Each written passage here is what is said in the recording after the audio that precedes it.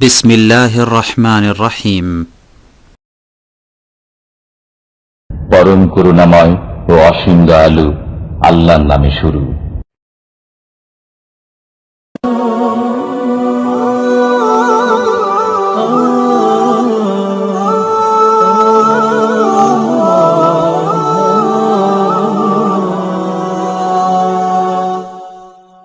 وقفت حروفي عند باب نشيدي والشوق يركض في مجال وريدي والريشة الخضراء تهتف في يدي هيا ابدئي يا ريشتي وعيدي.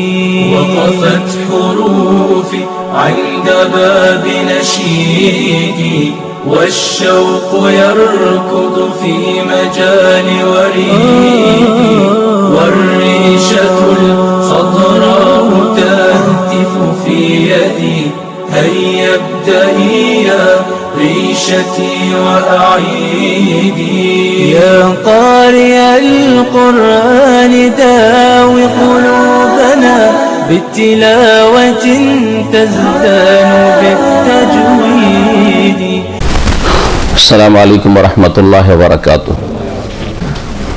إن الحمد لله نحمده ونستعينه ونستغفره ونعوذ بالله من شرور أنفسنا ومن سيئات أعمالنا من يهده الله فلا مضل له ومن يضلل فلا هادي له وأشهد أن لا إله إلا الله وحده لا شريك له وأشهد أن محمدا عبده ورسوله صلى الله تعالى عليه وعلى آله وصحبه وسلم تسليما كثيرا. أما بعد فأعوذ بالله من الشيطان الرجيم وما خلقت الجن والإنس إلا ليعبدون. وقال المؤلف رحمه الله تعالى اعلم أرشدك الله لطاعته أن الحنيفية ملة إبراهيم أن تعبد الله وحده مخلصا له الدين وبذلك أمر الله جميع الناس وخلقهم لها كما قال الله تعالى وما خلقت الجن والإنس إلا ليعبدون ومعنى يعبدون يوحدون.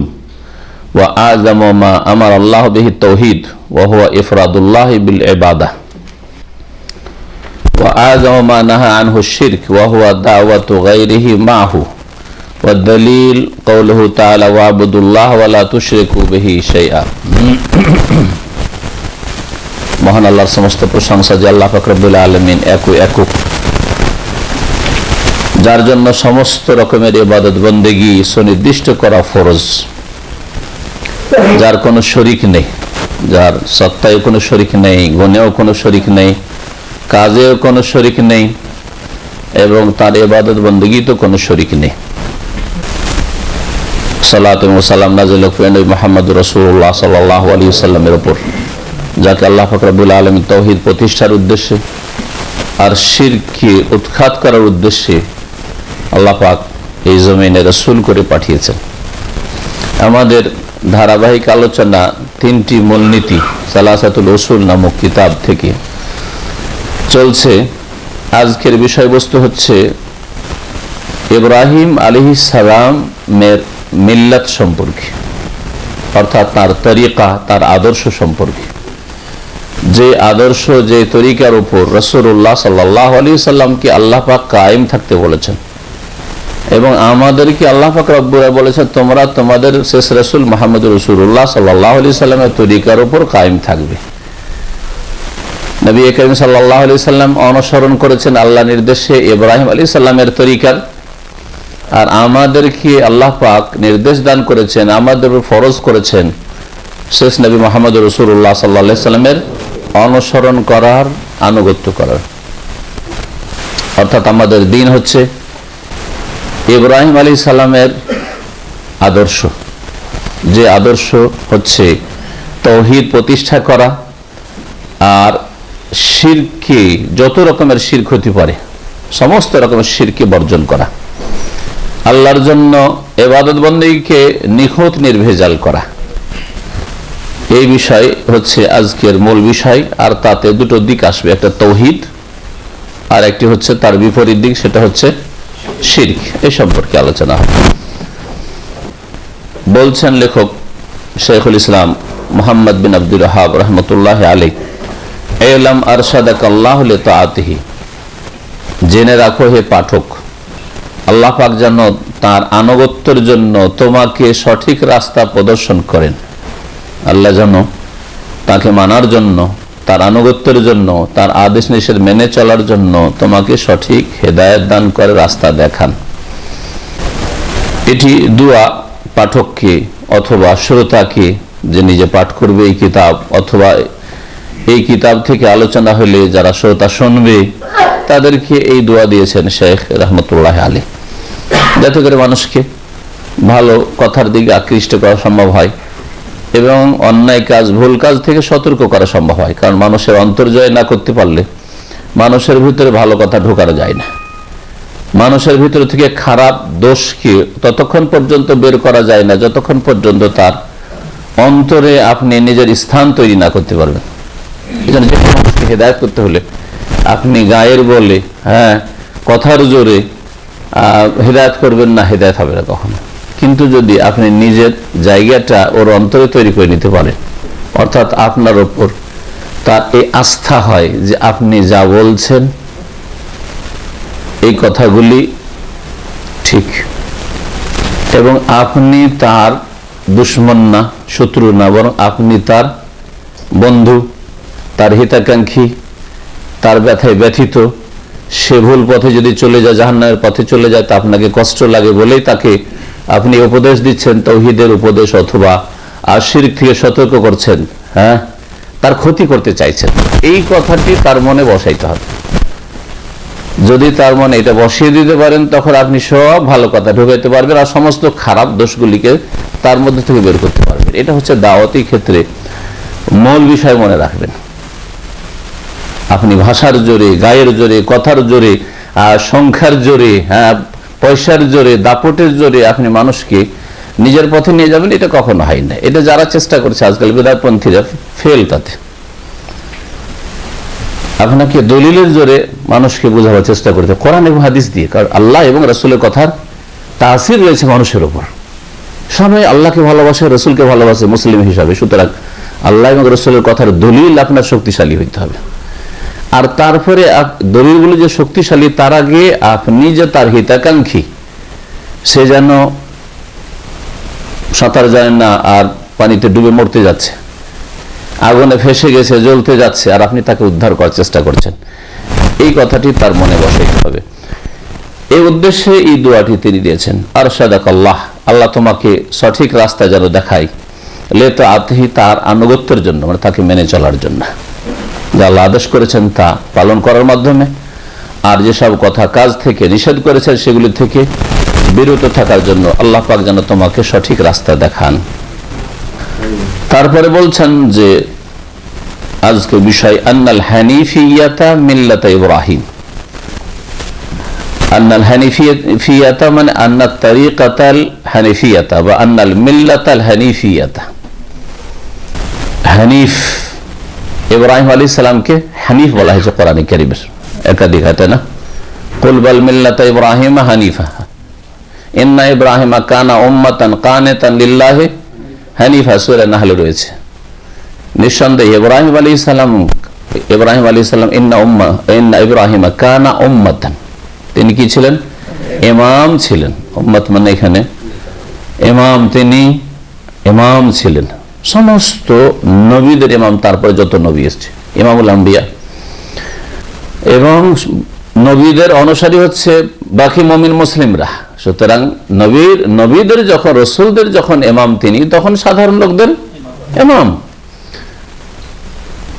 উম্মাতান কানিতান, তিনি আল্লাহর অনুগত ছিলেন, কানিতান লিল্লাহ, হানিফা, এবং তিনি একগ্র ছিলেন আল্লাহর দিকে, আল্লাহ অভিমুখী ছিলেন। হানিফ মানে ঝুঁকে যাওয়া, হানাফা মানে হচ্ছে ঝুঁকে যাওয়া। তো হানিফান মানে মা এলান, কোন দিকে ঝুঁকেছিলেন? আল্লাহর দিকে ঝুঁকেছিলেন। সমস্ত দিক থেকে মুখ ফিরিয়ে নিয়ে আল্লাহর দিকে মুখ ফিরিয়ে আল্লাহর দিকে ধাবিত ছিলেন তিনি, আল্লাহ অভিমুখী ছিলেন তিনি, হানিফা। হানিফ মানে তাহলে এই হলো ইব্রাহিম আলাইহিস সালামের এই হচ্ছে গুণ। আর ইব্রাহিম আলাইহিস সালামের যেটি মিল্লাত আদর্শ, তার গুণ হচ্ছে যে আল্লাহর দিকে পুরোপুরি ঝুঁকে যাওয়া, অন্য কোন দিকে যেন আপনার ঝোঁক না থাকে। এই মিল্লাতে যে হানফিয়া নয় হানিফিয়া, বুঝছেন না? হানফিয়া আর হানিফিয়াতে পার্থক্য আছে। হানফিয়াতে হা নুন তারপরে ফা, বুঝছেন না? হা নুন তারপরে কি আছে? হানফিয়া, হা নুন ফা তারপরে ইয়া। হানফিয়া মানে হচ্ছে হানাফি মত, ধরেন হানাফি মযহাবের মত, এটা হচ্ছে হানফিয়াদের মত। হ্যাঁ, আর হানিফিয়া মানে আল্লাহর দিকে আর কি হয়ে যাওয়া, আল্লাহর দিকে ধাবিত হওয়া বা আল্লাহ অভিমুখী হওয়া।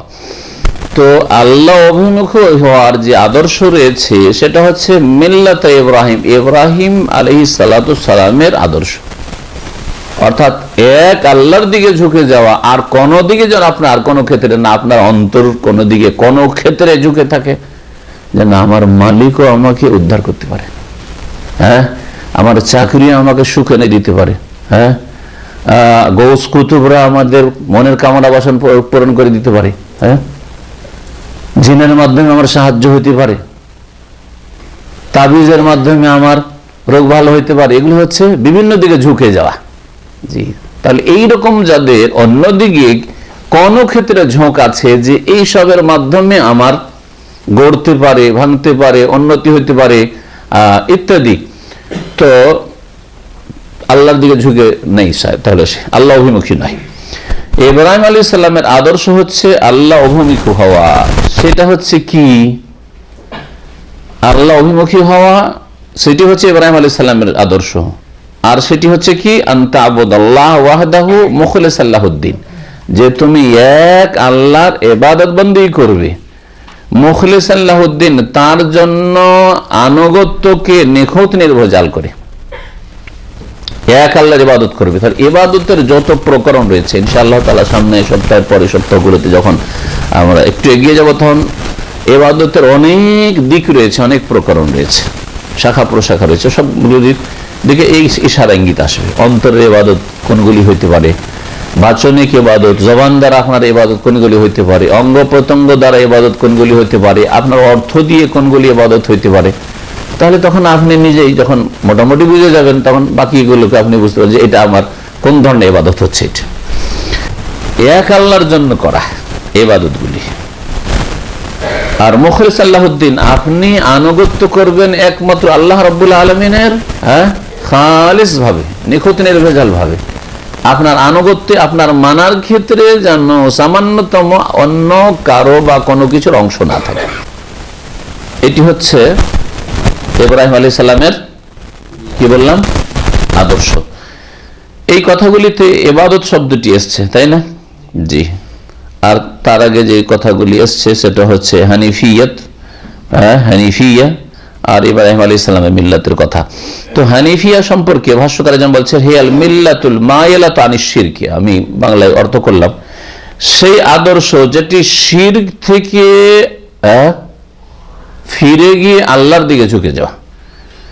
আল মাবনিয়াতু আলাল ইখলাস লিল্লাহ আযজা ওয়া জাল, যাতে আল্লাহ রাব্বুল আলামিনের জন্য একমাত্র ইখলাস থাকে। জি, আল্লাহ রাব্বুল আলামিনের জন্য সেই কথা কাজগুলি হয়।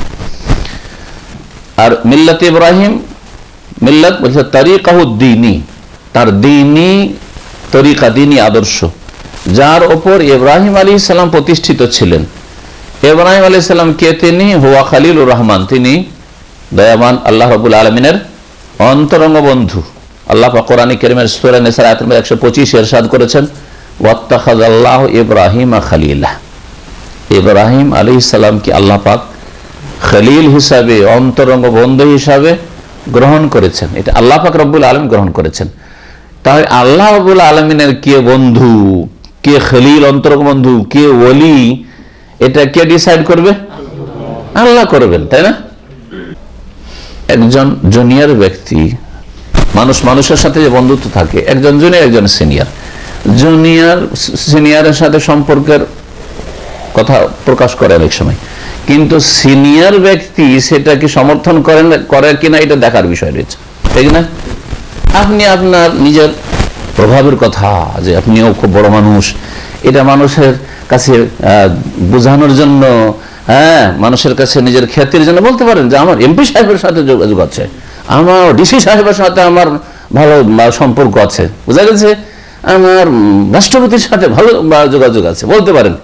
কিন্তু ওই রাষ্ট্রপতি বা ওই ডিসি বা ওই কি বলছে যে আপনার চাইতে বড় ব্যক্তি যার সাথে আপনার খুব সম্পর্ক আছে, গুডউইল আছে, আপনি বলছেন, আর সে সমর্থন করছে কিনা, সে আসলে ওইটা অন্তর থেকে মানে কিনা, এটা হচ্ছে আসল বিষয়, ঠিক কিনা? জি হ্যাঁ। তো দেখেন, ইব্রাহিম আলাইহিস সালাম শুধু বলছেন না যে আল্লাহ আমার খলিল, বরং স্বয়ং আল্লাহ রাব্বুল আলামিন বলছেন, হ্যাঁ, যে আমি ইব্রাহিমকে খলিল হিসাবে গ্রহণ করেছি কোরআনে কারিমে। এবং কোরআনে কারিমে বলা হয়েছে যে আবিকুম, তোমাদের পিতা, তোমাদের পিতা বলে সম্বোধন সকল মানুষকে করা হয়েছে। তাহলে আমাদের পিতা, যিনি জন্ম দিয়েছেন তিনি আমাদের পিতা, তারপরে একাধিক পিতা হয় নাকি? কখনোই পিতা নাই। এই জন্য কোরআনে কারিমে যে সূরা হজে আল্লাহ বলেছেন মিল্লাতে আবিকুম ইব্রাহিম, তোমাদের পিতা ইব্রাহিম আলাইহিস সালামের আদর্শ, ভাষ্যকার বলছেন, আর ভাষ্যকার হচ্ছেন সৌদি আরবের দ্বিতীয় সবচেয়ে বড় আলেম শেখ ইবনে বাজ রাহমাতুল্লাহর পরে শেখ মুহাম্মদ বিন সালেহ আল উসাইমিন রাহিমাহুল্লাহ তাআলা, তিনি বলছেন ওয়া হুয়া আবুল আম্বিয়া, এবং ইব্রাহিম আলাইহিস সালাম হচ্ছেন নবীগণের পিতা। কারণ ইব্রাহিম আলাইহিস সালামের পরে যত নবী এসেছেন সবগুলি নবী, হ্যাঁ, ইব্রাহিম আলাইহিস সালামের বংশের, ইব্রাহিমের বংশের বাইরে কোনো নবী আসেন নাই। ইব্রাহিম আলাইহিস সালামের বংশের বাইরে যদি কখনো নবী এসে থাকেন, ইব্রাহিম আলাইহিস সালামের আগে হইতে পারে, যেমন আদ জাতির, সামুদ জাতির, এইভাবে ইদ্রিস আলাইহিস সালাম, আগের সব নবীরা যেগুলো, সেগুলি হতে পারে। কিন্তু ইব্রাহিম আলাইহিস সালামের পরে মানব জাতির ইতিহাসে এমন কোন নবী আসেননি যে জাপানে এসেছেন অথবা ভারতে এসেছেন আর ইব্রাহিম বংশের না, না, মোটেই না। তাহলে এতে আমরা নিশ্চিত যে ইব্রাহিম আলাইহিস সালামের আগে ভারত উপমহাদেশে কোন নবী আসতে পারে, হ্যাঁ, বুঝা গেছে। ইউরোপে এমন কোন নবী আসতে পারে যে নবীর ইব্রাহিম আলাইহিস সালামের বংশের সাথে কোনো সম্পর্ক নেই, হ্যাঁ। কিন্তু ইব্রাহিম আলাইহিস সালামের পরে যে নবীগণ এসেছেন তারা হয় ইব্রাহিম আলাইহিস সালামের এক ছেলে হচ্ছেন ইসমাইল আলাইহিস সালাম, তার বংশে, আর তার বংশে মাত্র একজন রাসূল এসেছেন ইসমাইলের পরে, কে? শেষ নবী মুহাম্মদ রাসূলুল্লাহ সাল্লাল্লাহু আলাইহি সাল্লাম। জি। আর আরেক ছেলে তার হচ্ছেন ইসহাক আলাইহিস সালাম, ইসহাক আলাইহিস সালামের বংশে, হ্যাঁ, অনেক নবী এসেছেন। তার মধ্যে আমাদের কাছে আল্লাহ রাব্বুল আলামিন যাদের ঘটনাগুলি বর্ণনা করেছেন তারা যেমন মূসা, ঈসা, জাকারিয়া, ইয়াহিয়া, হ্যাঁ, ইউসুফ, ইউসুফের পিতা ইয়াকুব, ইয়াকুবের পিতা ইসহাক, ইসহাকে গিয়ে মিলল। জি, তিনি হচ্ছেন নবীগণের তাহলে পিতা। কি বলবেন তাহলে?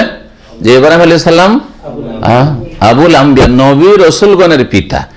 নবী রাসূলগণের যখন পিতা, তখন শ্রদ্ধা সম্মানের জন্য বলা যেতে পারে যে মুমিনদের পিতা, কারণ মুমিনরা যখন নবী রাসূলদের অনুসারী, ঠিক না? তো এই অর্থে বলা যেতে পারে, যেমন আমরা শ্বশুরকে পিতা বলি, আসলে কি পিতা? কিন্তু আপনার স্ত্রীর পিতা, সেই জন্য শ্রদ্ধার জন্য বাপ তুল্য। আপনার স্ত্রী যখন আসল বাপ, তো আপনার বাপ তুল্য বলে কি বলছেন? আব্বা বলছেন, হ্যাঁ, বলছেন না? এইরকমই বড় একজন আলেম, আরবরা এরকম বলে, আমাদের দেশে প্রচলন না থাকলে, হ্যাঁ, এই আরবদের মধ্যে রয়েছে খুব বড় যদি আলেম হয় মুরব্বী, তাহলে তাকে ওয়ালিদ বলেন, পিতা বলেন। যেমন শেখ ইবনে বাজকে ফজিলাতুল ওয়ালিদ বা সামাহাতুল ওয়ালিদ, ওয়ালিদ বলতেন, শেখ ইবনে উসাইমিনকে ওয়ালিদ বলতেন। তো আসলে কি বাপ, হ্যাঁ, শ্রদ্ধার ক্ষেত্রে বাপের মত। জি। তো এইরকম অর্থে যদি বলা হয় তাহলে ঠিক আছে। আর এইরকম অর্থে নবী করিম সাল্লাল্লাহু আলাইহি ওয়াসাল্লাম আমাদের পিতা, কারণ এই ব্যাপারে স্পষ্ট একটা হাদিসও আছে। নবী করিম সাল্লাল্লাহু আলাইহি ওয়াসাল্লাম আনা লাকুম বিমানজিলাতিল ওয়ালিদ, আমি তোমাদের জন্য পিতার, হ্যাঁ, কি পিতার সমতুল্য, মানজিলা মানে পিতার মর্যাদায়, হ্যাঁ, পিতা তুল্য বলতে পারেন। আমি তোমাদের জন্য পিতা তুল্য, বাবা তুল্য।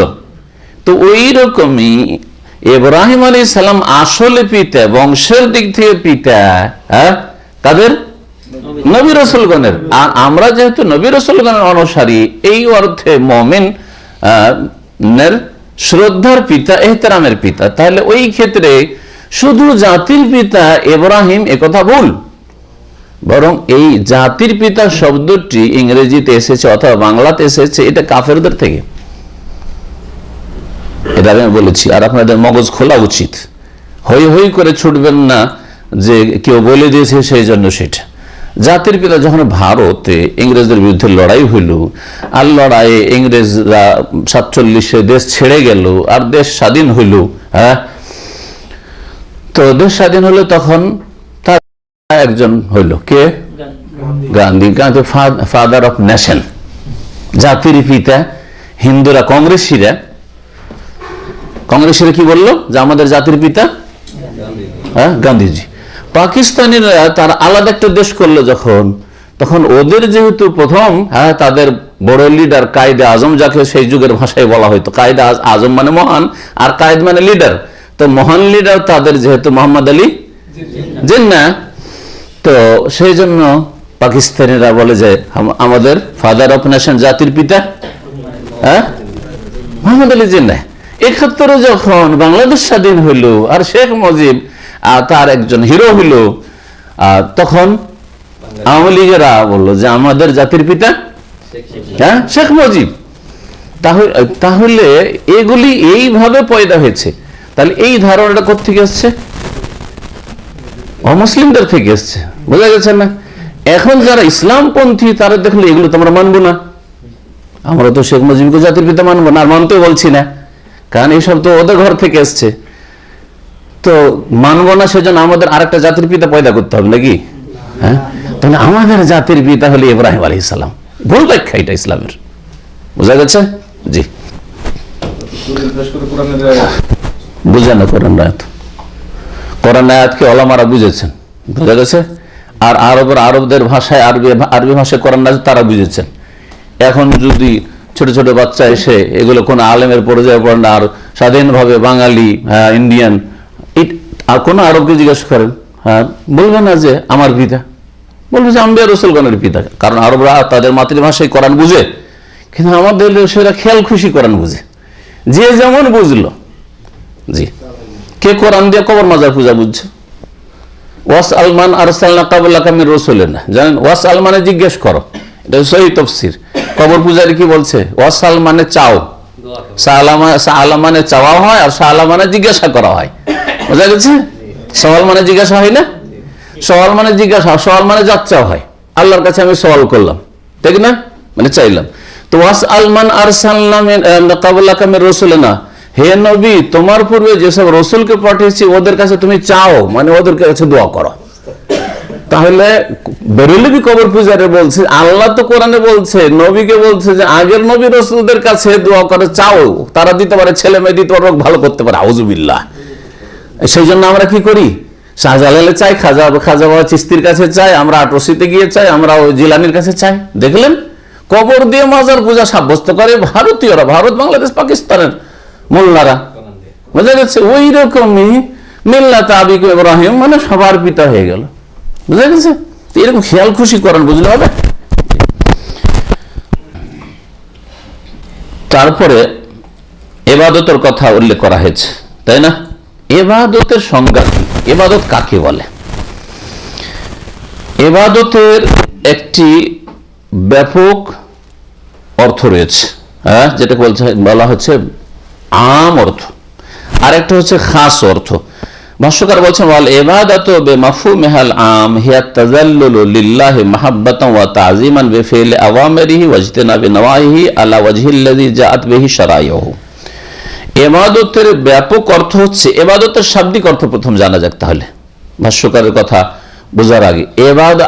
আবাদা ইয়াবুদুর শাব্দিক অর্থ, আবাদা ইয়াবুদু মানে সাধারণ মানুষ কি জানে? ইবাদত করা। কিন্তু ইবাদত করার আইন বা দাল, এর আরবদের কাছে ইবাদতে, এটা তো ধর্মীয় অর্থ, ইবাদত করা, ঠিক না? ইবাদত করা এটা হচ্ছে ধর্মীয় অর্থ, কিন্তু এটার আবিধানিক ডিকশনারিতে তার আগে তো শব্দটা ছিল নাকি আরবি মাতৃভাষায়? তো কোন অর্থে এর প্রয়োগ হতো?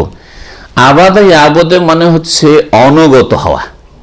হ্যাঁ, আবাদা ইয়াবুদে মানে হচ্ছে অনুগত হয়ে যাওয়া।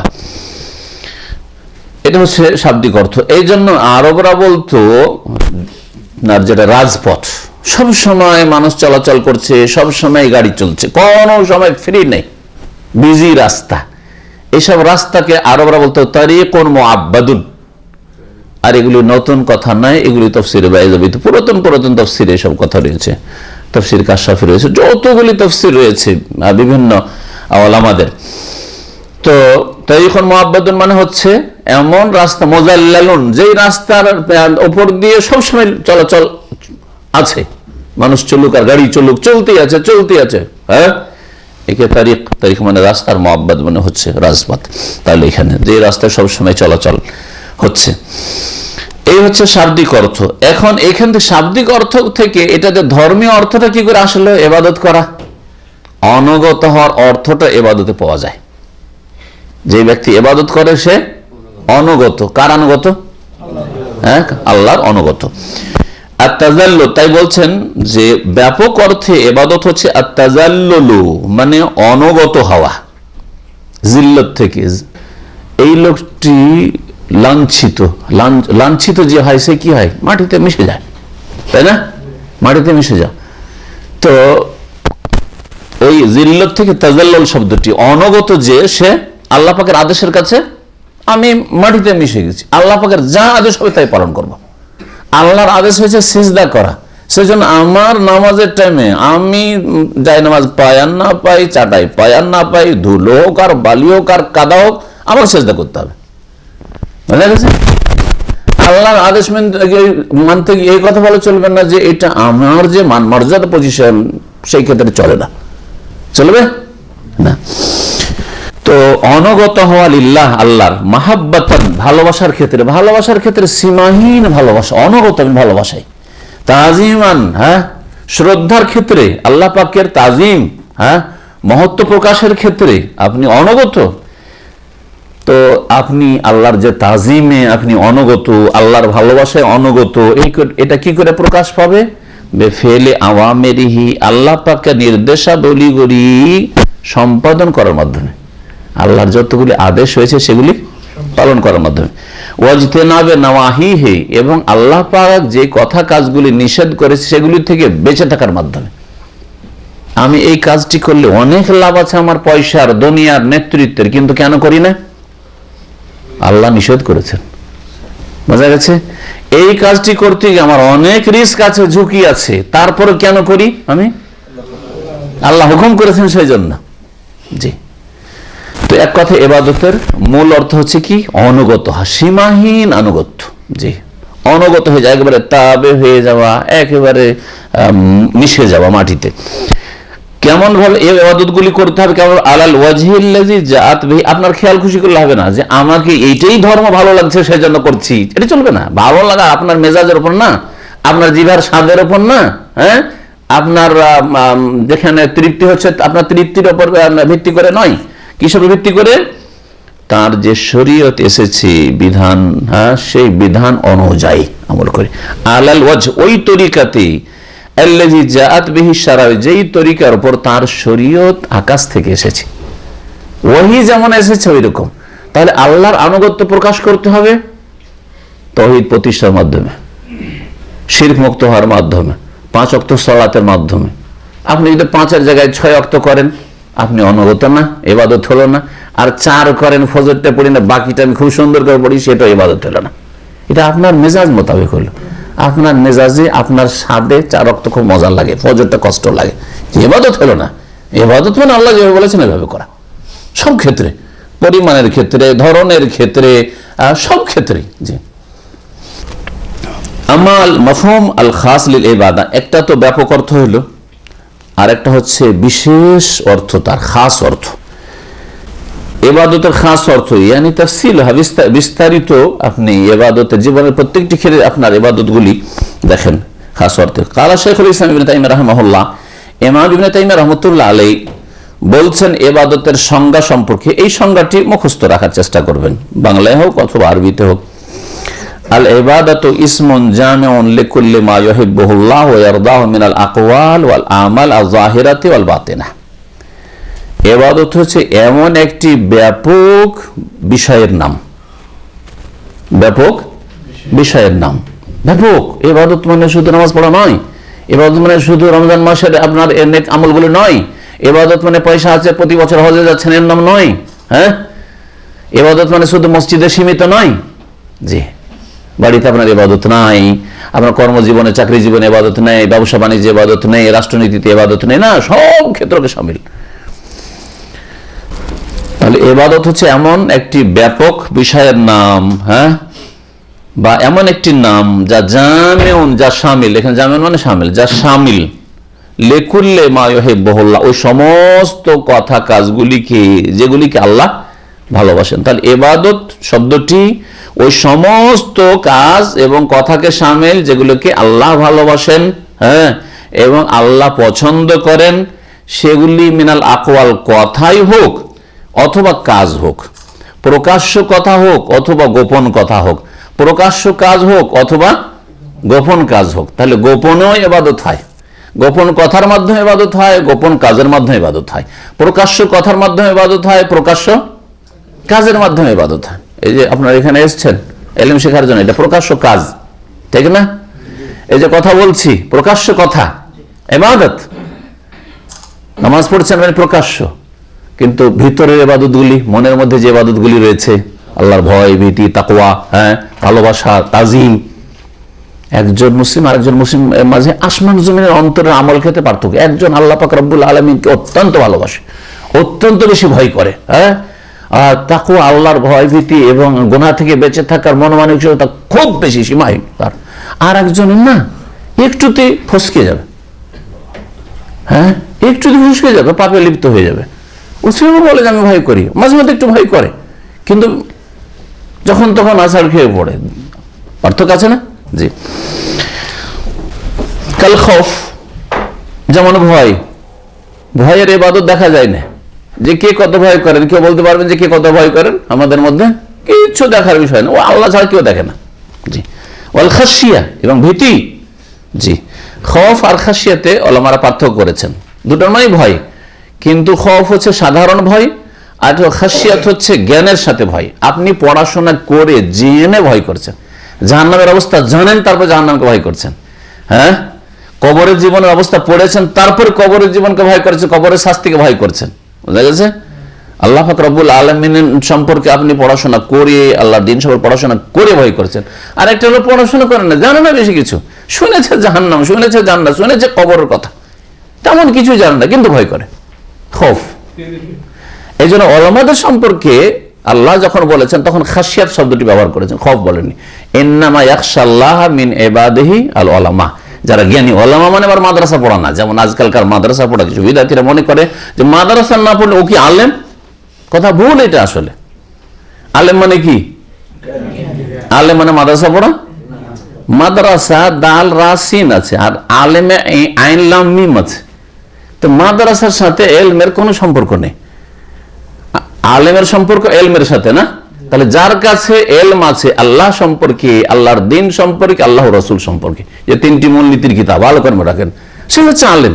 আর যার যত বেশি জ্ঞান আছে, হ্যাঁ, সে তত বড় আলেম। আর জ্ঞান না থেকে শুধু তাকে লোকেরা বলে যে আলেম, অথচ কোরআন এবং হাদিস সম্পর্কে, তাওহীদ সম্পর্কে, হ্যাঁ, রাসূল সম্পর্কে, রাসূলের আদর্শ সম্পর্কে, দ্বীনের আহকাম এবং আকায়েদ সম্পর্কে জ্ঞান নেই, তো সে আল্লাহর কাছে আলেম নয়।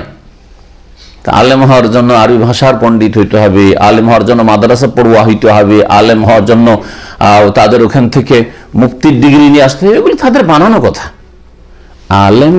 আলেমটি এলম থেকে এসছে, ইসিম ফাইলের শেখা। এলম মানে জ্ঞান, আর আলেম মানে জ্ঞানী। বুঝা গেছে? কিসের জ্ঞানী? এই তিনটি কথা বলবেন না। আল্লাহ সম্পর্কে জ্ঞানী, আল্লাহ দ্বীন সম্পর্কে জ্ঞানী, আল্লাহ রাসূল সাল্লাল্লাহু আলাইহি ওয়াসাল্লাম সম্পর্কে। এই তিনটি মূলনীতি সম্পর্কে যে বড় জ্ঞানী সে বড় আলেম। অল্প জানে, অল্প জ্ঞানী। তো আল্লাহ কি বলেছেন এই আয়াতে? ইন্নামা ইয়াখশাল্লাহ, নিঃসন্দেহে আল্লাহকে ভয় করে। ইয়াখাফুল্লাহ বলেননি, কি বলছেন? খাশিয়াতুল্লাহ, খাশিয়া থেকে, খাশিয়া ইয়াখশা, সামিয়া আসমা থেকে। ইন্নামা ইয়াখশাল্লাহ, নিঃসন্দেহে সত্যিকার অর্থে আল্লাহকে ভয় করে, মিন ইবাদিহি, তার বান্দা অনেক আছে। জাহেল আল্লাহর বান্দা, হ্যাঁ, যারা জানে না দ্বীন সম্পর্কে বেশি, তারাও আল্লাহর বান্দা। যদি আল্লাহর আদেশ নিষেধ মেনে চলে তো আল্লাহর অনুগত বান্দা।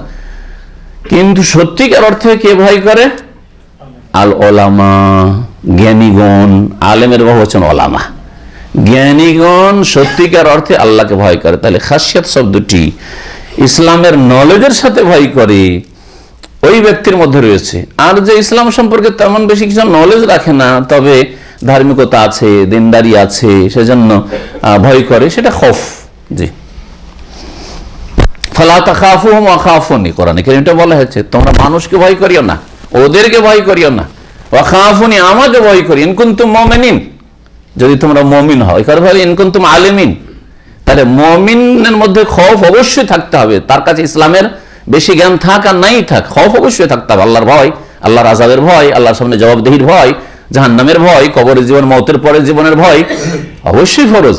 এগুলো অন্তরের ইবাদত। ওয়া তাওয়াক্কুল, আল্লাহর উপর ভরসা। তাওয়াক্কুল জাহিরি ইবাদত না বাতিনি ইবাদত? হ্যাঁ, বাচনিক ইবাদত মানে কথার ইবাদত না কাজের ইবাদত? কাজের ইবাদত, অন্তরের কাজ। এটা আস্থা করাটা অন্তরের কাজ। আসসালাত, নামাজ প্রকাশ্য ইবাদত, তাই না? প্রকাশ্য ইবাদত। এটা বাচনিক ইবাদত না কর্মগত ইবাদত? শুধু কর্মগত, দুটাই আছে। নামাজ, সালাত এত গুরুত্বপূর্ণ ইবাদত, সুবহানাল্লাহ, যে সব রকমের ইবাদত আছে। অন্তরের ইবাদত খুশু। নামাজ যদি খুশু না থাকে, নামাজের রূহ নেই, আত্মাই নেই। যেমন আপনার আত্মাবিহীন আপনার দেহ হচ্ছে মৃত, হ্যাঁ, তাড়াতাড়ি করে ফেলে এসো, চলো দাফনের ব্যবস্থা কর তাড়াতাড়ি।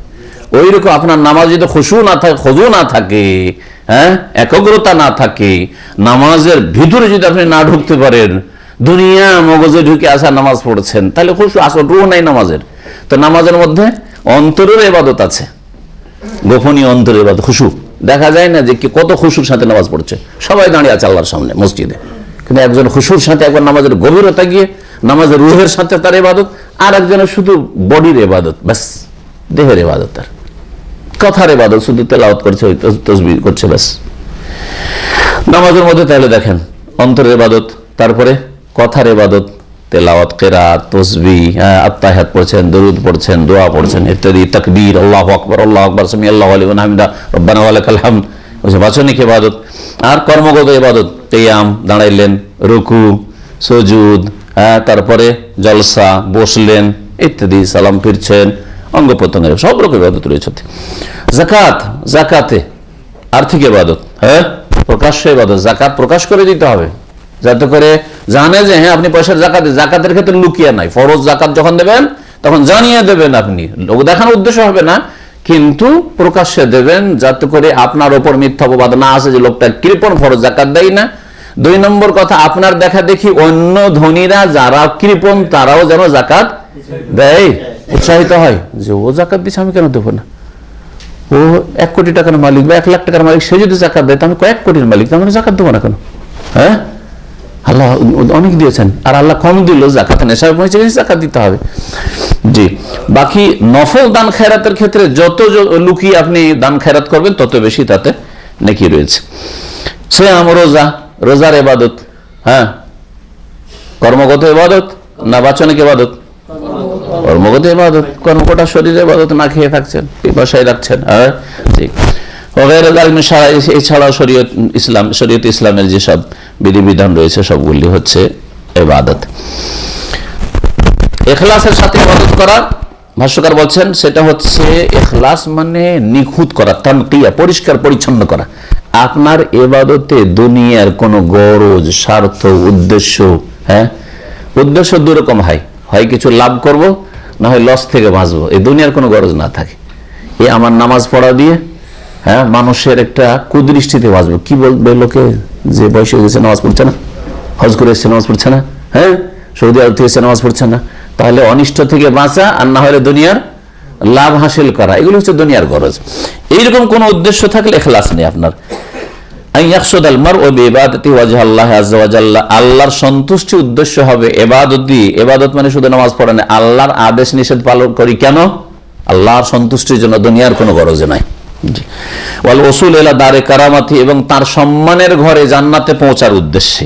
জি, এমন ভাবে ইবাদত করা যে লা ইয়াবুদু মাহু গায়রাহু, আবার ইবাদত এই না যে আল্লাহর ইবাদত করলাম আর আবার কবর মাজারে গিয়ে ওরসও করলাম, চাদরও চড়াইলাম, খাসিও জবাই করলাম, ওটা ইবাদত না, ওটা হচ্ছে শিরক, শিরকি জীবন। যেই লোক নামাজ রোজাও করে আর কবর মাজারেও ধান্দা করে, কবর মাজারেও গিয়ে খাসি মুরগ জবাই করে, মনে করে ওরাও দিতে পারে, তার ইবাদতের জিন্দেগি না, তার শিরকি জিন্দেগি। ওদের ইবাদত নাই, কারণ সেটা পুরো জীবনটা হচ্ছে তাদের মুশরিকানা জীবন। সেজন্য বলছেন ভাষ্যকার, লা ইয়াবুদু মাহু গায়রাহু, এমন ভাবে ইবাদত করা যে আল্লাহ, যেহেতু ইবাদত একমাত্র আল্লাহ, আল্লাহর সাথে আর কারো ইবাদত না করে, না কোনো আল্লাহর নিকটবর্তী ফেরেশতার। কেউ যদি বলে জিবরাইলের ইবাদত করছি, মুশরিক। তাহলে জিবরাইলের ইবাদত করলে মুশরিক। মুহাম্মদ রাসূলুল্লাহ সাল্লাল্লাহু আলাইহি ওয়াসাল্লাম, আমি রাসূলুল্লাহকে সিজদা করে এসেছি মদিনা গিয়ে, মুশরিক। এটা রাসূলের হক নাই, রাসূলের হক হচ্ছে তাকে মানা, হ্যাঁ, তার অনুসরণ করা, তার আদর্শকে জীবনের প্রতিটি ক্ষেত্রে বাস্তবায়ন করা। কিন্তু আপনি আল্লাহর হক সিজদা দিয়ে আসবেন নবীকে, আল্লাহর হক দোয়া নবীর কাছে চেয়ে আসবেন, তো আল্লাহর হক কেড়ে নবীকে দিয়ে আসলেন, বড় শিরক করলেন আপনি। ওয়ালা নবিয়্যান মুরসালান, না কোন নবী রাসূলকে। আল্লাহ পাক রব্বুল আলামিন ইরশাদ করেছেন সূরা আন-নাহল আয়াত নম্বর 123, সুম্মা ওয়াহাইনা ইলাইক, হে নবী অতঃপর তোমাকে আমি ওহী করেছি, আনিত্তাবি মিল্লাতা ইব্রাহিম হানিফা, যে তুমি অনুসরণ করবে ইব্রাহিম আলাইহিস সালাম, যিনি আল্লাহ অভিমুখী ছিলেন, তার আদর্শের, মিল্লাতের। ওয়া কানা মিনাল মুশরিকিন, আর শুনে রাখো যে ইব্রাহিম আলাইহিস সালামের আদর্শের কথা যখন বললাম যে হানিফ তার আদর্শ, তিনি কিন্তু মুশরিকদের অন্তর্ভুক্ত ছিলেন না। আর তোমরা শিরিক করবে আর বলবে আমরা ইব্রাহিম আলাইহিস সালামের তরিকায় আছি, তোমরা মিথ্যাবাদী। তাহলে এই ক্ষেত্রে মিথ্যাবাদী মক্কার মুশরিকরা ছিল, যারা বলতো যে আমরা কোন ধর্ম পালন করি, দিনে হানিফ। ওরা বলছে দিনে হানিফের উপর আছে, আমরা ইব্রাহিম আলাইহিস সালাম, আমাদের দাদা ইব্রাহিম আলাইহিস সালামের ধর্মের উপর আছি। তারা মিথ্যুক ছিল। আর আজকাল মুসলিম সমাজে দিন ইসলামের নামে যারা কবর মাজার পূজা নিয়ে বসে আছে, কবর পাকা করে কবরে চাদর চড়িয়ে এটা ইসলামের কাজ মনে করে, মসজিদেরও খেদমত করে, মাজারেরও খেদমত করে, মনে করে যে নেকির কাজ, সওয়াবের কাজ করছে, এরাও মিথ্যাবাদী। কারণ এরা যেন বলতে চায় যে ইব্রাহিম আলাইহিস সালাম এই রকমই ধর্ম পালন করেছেন, আল্লাহ খণ্ডন করছেন, যে তোমরা মিথ্যুক। ওয়া কানা মিনাল মুশরিকিন, ইব্রাহিম মুশরিকদের দলের ছিলেন, তোমরা তো মুশরিকদের দলের। হিন্দুরা দুর্গা পূজা করে, তোমরা দরগাহ করো। হ্যাঁ, হিন্দুরাও উপরওয়ালা বলে, আর উপরওয়ালা বলার সাথে সাথে দেবদেবীর পূজা করে, তোমরা গৌস আউলিয়া কুতুবের পূজা করো। দ্বীন ইসলাম হচ্ছে আত্মসমর্পণের নাম। এই জন্য আল্লাহ রাব্বুল আলামিন আগে নবী রাসূলগণের ক্ষেত্রেও কোরআনে কারিমে উল্লেখ, সূরা বাকারা আয়াতগুলিতে রয়েছে 130 থেকে 132-এ, লম্বা কথা রয়েছে, তার শেষ অংশটা বলছি। ইজ ক্বালা লাহু রাব্বুহু আসলিম, ইব্রাহিম আলাইহিস সালাম কি আল্লাহ পাক বললেন যে আসলিম, তুমি আত্মসমর্পণ করো, আত্মসমর্পণ করো। আসলিম মানে ইসলাম কবুল করো। একজনকে যদি আসলিম মানে ইসলাম কবুল করো, ইসলাম গ্রহণ করো, তাই না? সেটা চালিয়ে দেন। তখন তিনি বলেছেন আসলামতু লিরাব্বিল আলামিন, আমি বিশ্ব জাহানের প্রতিপালকের সামনে আত্মসমর্পণ করলাম। তাহলে ইব্রাহিম আলাইহিস সালাম কি ছিলেন? মুসলিম। ওয়ালাকিন কান হানিফা মুসলিমা, আছে না কোরআনে কারিমে, হানিফ। আর শুধু তাই নয়, বরং তিনি তার বংশধরকে, তার ছেলেদেরকে, নাতিদেরকে, সকলকে তিনি উপদেশ দিয়েছিলেন যে তোমরা মুসলিম ছাড়া মরিও না, মুসলিম হয়ে মরিও। ওয়াসা বিহা ইব্রাহিম বানিহি, ইব্রাহিম আলাইহিস সালাম এই ওসিয়তি করেছিলেন তার সন্তানদেরকে। ওয়া ইয়াকুব, ইয়াকুব কে ছিলেন ইব্রাহিম আলাইহিস সালামের? হ্যাঁ, নাতি, ছেলের ছেলে। ইয়া বানিয়া, হে আমার সন্তানরা, ইন্নাল্লাহা ইসতাফা লাকুমুদ্দিন, নিঃসন্দেহে আল্লাহ তোমাদের জন্য দ্বীনকে পছন্দ করেছেন। এই দ্বীনকে, যে দ্বীনের উপর আমি আছি, এই দ্বীনকে আল্লাহ তোমাদের জন্য মনোনীত করেছেন। ফালা তামুতুন্না ইল্লা ওয়া আনতুম মুসলিমুন, সুতরাং তোমরা মুসলিম না হয়ে, হ্যাঁ, আত্মসমর্পণকারী মুসলিম না হয়ে মৃত্যুবরণ করিও না, মুসলিম হয়ে মরিও। আল্লাহ পাক ইব্রাহিম আলাইহিস সালাম ওসিয়ত উল্লেখ করেছেন। তাহলে ইব্রাহিম আলাইহিস সালামের দ্বীনেও কি ছিল? ইসলাম। দ্বীন তার ইসলাম এবং আত্মসমর্পণের নাম হচ্ছে ইসলাম। আর আল্লাহ পাক মুমিনদেরকে কোরআনে কারিমে সম্বোধন করে বলেছেন, হ্যাঁ, কি বলেছেন? ইয়া আইয়ুহাল্লাযীনা আমানুত্তাকুল্লাহা হাক্কা তুকাতিহি ওয়া লা তামুতুন্না ইল্লা ওয়া আনতুম মুসলিমুন, একই কথা। এখানে ফালা তামুতুন্না ইল্লা ওয়া আনতুম মুসলিমুন, ওখানে রয়েছে ওয়া লা তামুতুন্না, হে মুমিনরা তোমরা মরবে না, মৃত্যুবরণ করবে না, ইল্লা ওয়া আনতুম মুসলিমুন, মৃত্যুবরণ করিও মুসলিম হয়ে কার সামনে আত্মসমর্পণ করে? আল্লাহর সামনে যে আত্মসমর্পণ করে সে ইবাদত বন্দেগী সবগুলি আল্লাহর জন্য খাস করে, ইবাদতের কিছু অংশ কাউকে দেয় না। ইবাদত আল্লাহকেও দিবেন আর অন্যকেও দিবেন, সেই কবর পূজার নামে হোক আর মূর্তি পূজার নামে হোক, সেটা কোন ইসলামের কাজ হলো। ইবাদতের কথা যখন আলোচনা হচ্ছে, ইবাদত সম্পর্কে একটু বিস্তারিত আলোচনা করা যাক। ভাষ্যকার যেহেতু এই বিষয়টাকে বিস্তারিত তুলে ধরেছেন, ইবাদতের মূল হচ্ছে তাওহীদ। ইবাদতের মূল হচ্ছে তাওহীদ। এই জন্য বললাম যে আপনার ইবাদতের জিন্দেগিতে শিরকের যদি মিক্সচার থাকে, সংমিশ্রণ থাকে, তাহলে সেটা আর ইবাদত থাকলো না। এই ক্ষেত্রে লেখকের কথার আগে একটু ব্যাখ্যা করা যাক। লেখক কি বলছেন? ওয়াবিযালিকা আমার আল্লাহ জামিয়ান নাস। এর আগে কি উল্লেখ করেছেন তিনি? যে ইব্রাহিম আলাইহিস সালামের আদর্শ কি ছিল? এক আল্লাহর ইবাদত করা এবং আনুগত্যকে তার জন্য নিখুঁত নির্ভেজাল করা। আর এই নির্দেশই দিয়েছেন আল্লাহ রাব্বুল আলামিন সমস্ত মানুষকে। দেখি আল্লাহ পাকের হুকুম, নির্দেশ। আর ওয়া খালাকাহুম লাহা, এবং এর জন্যই আল্লাহ পাক রব্বুল আলামিন মানুষকে সৃষ্টি করেছেন। হ্যাঁ, সমস্ত মানুষকে আল্লাহ পাক কি জন্য সৃষ্টি করেছেন?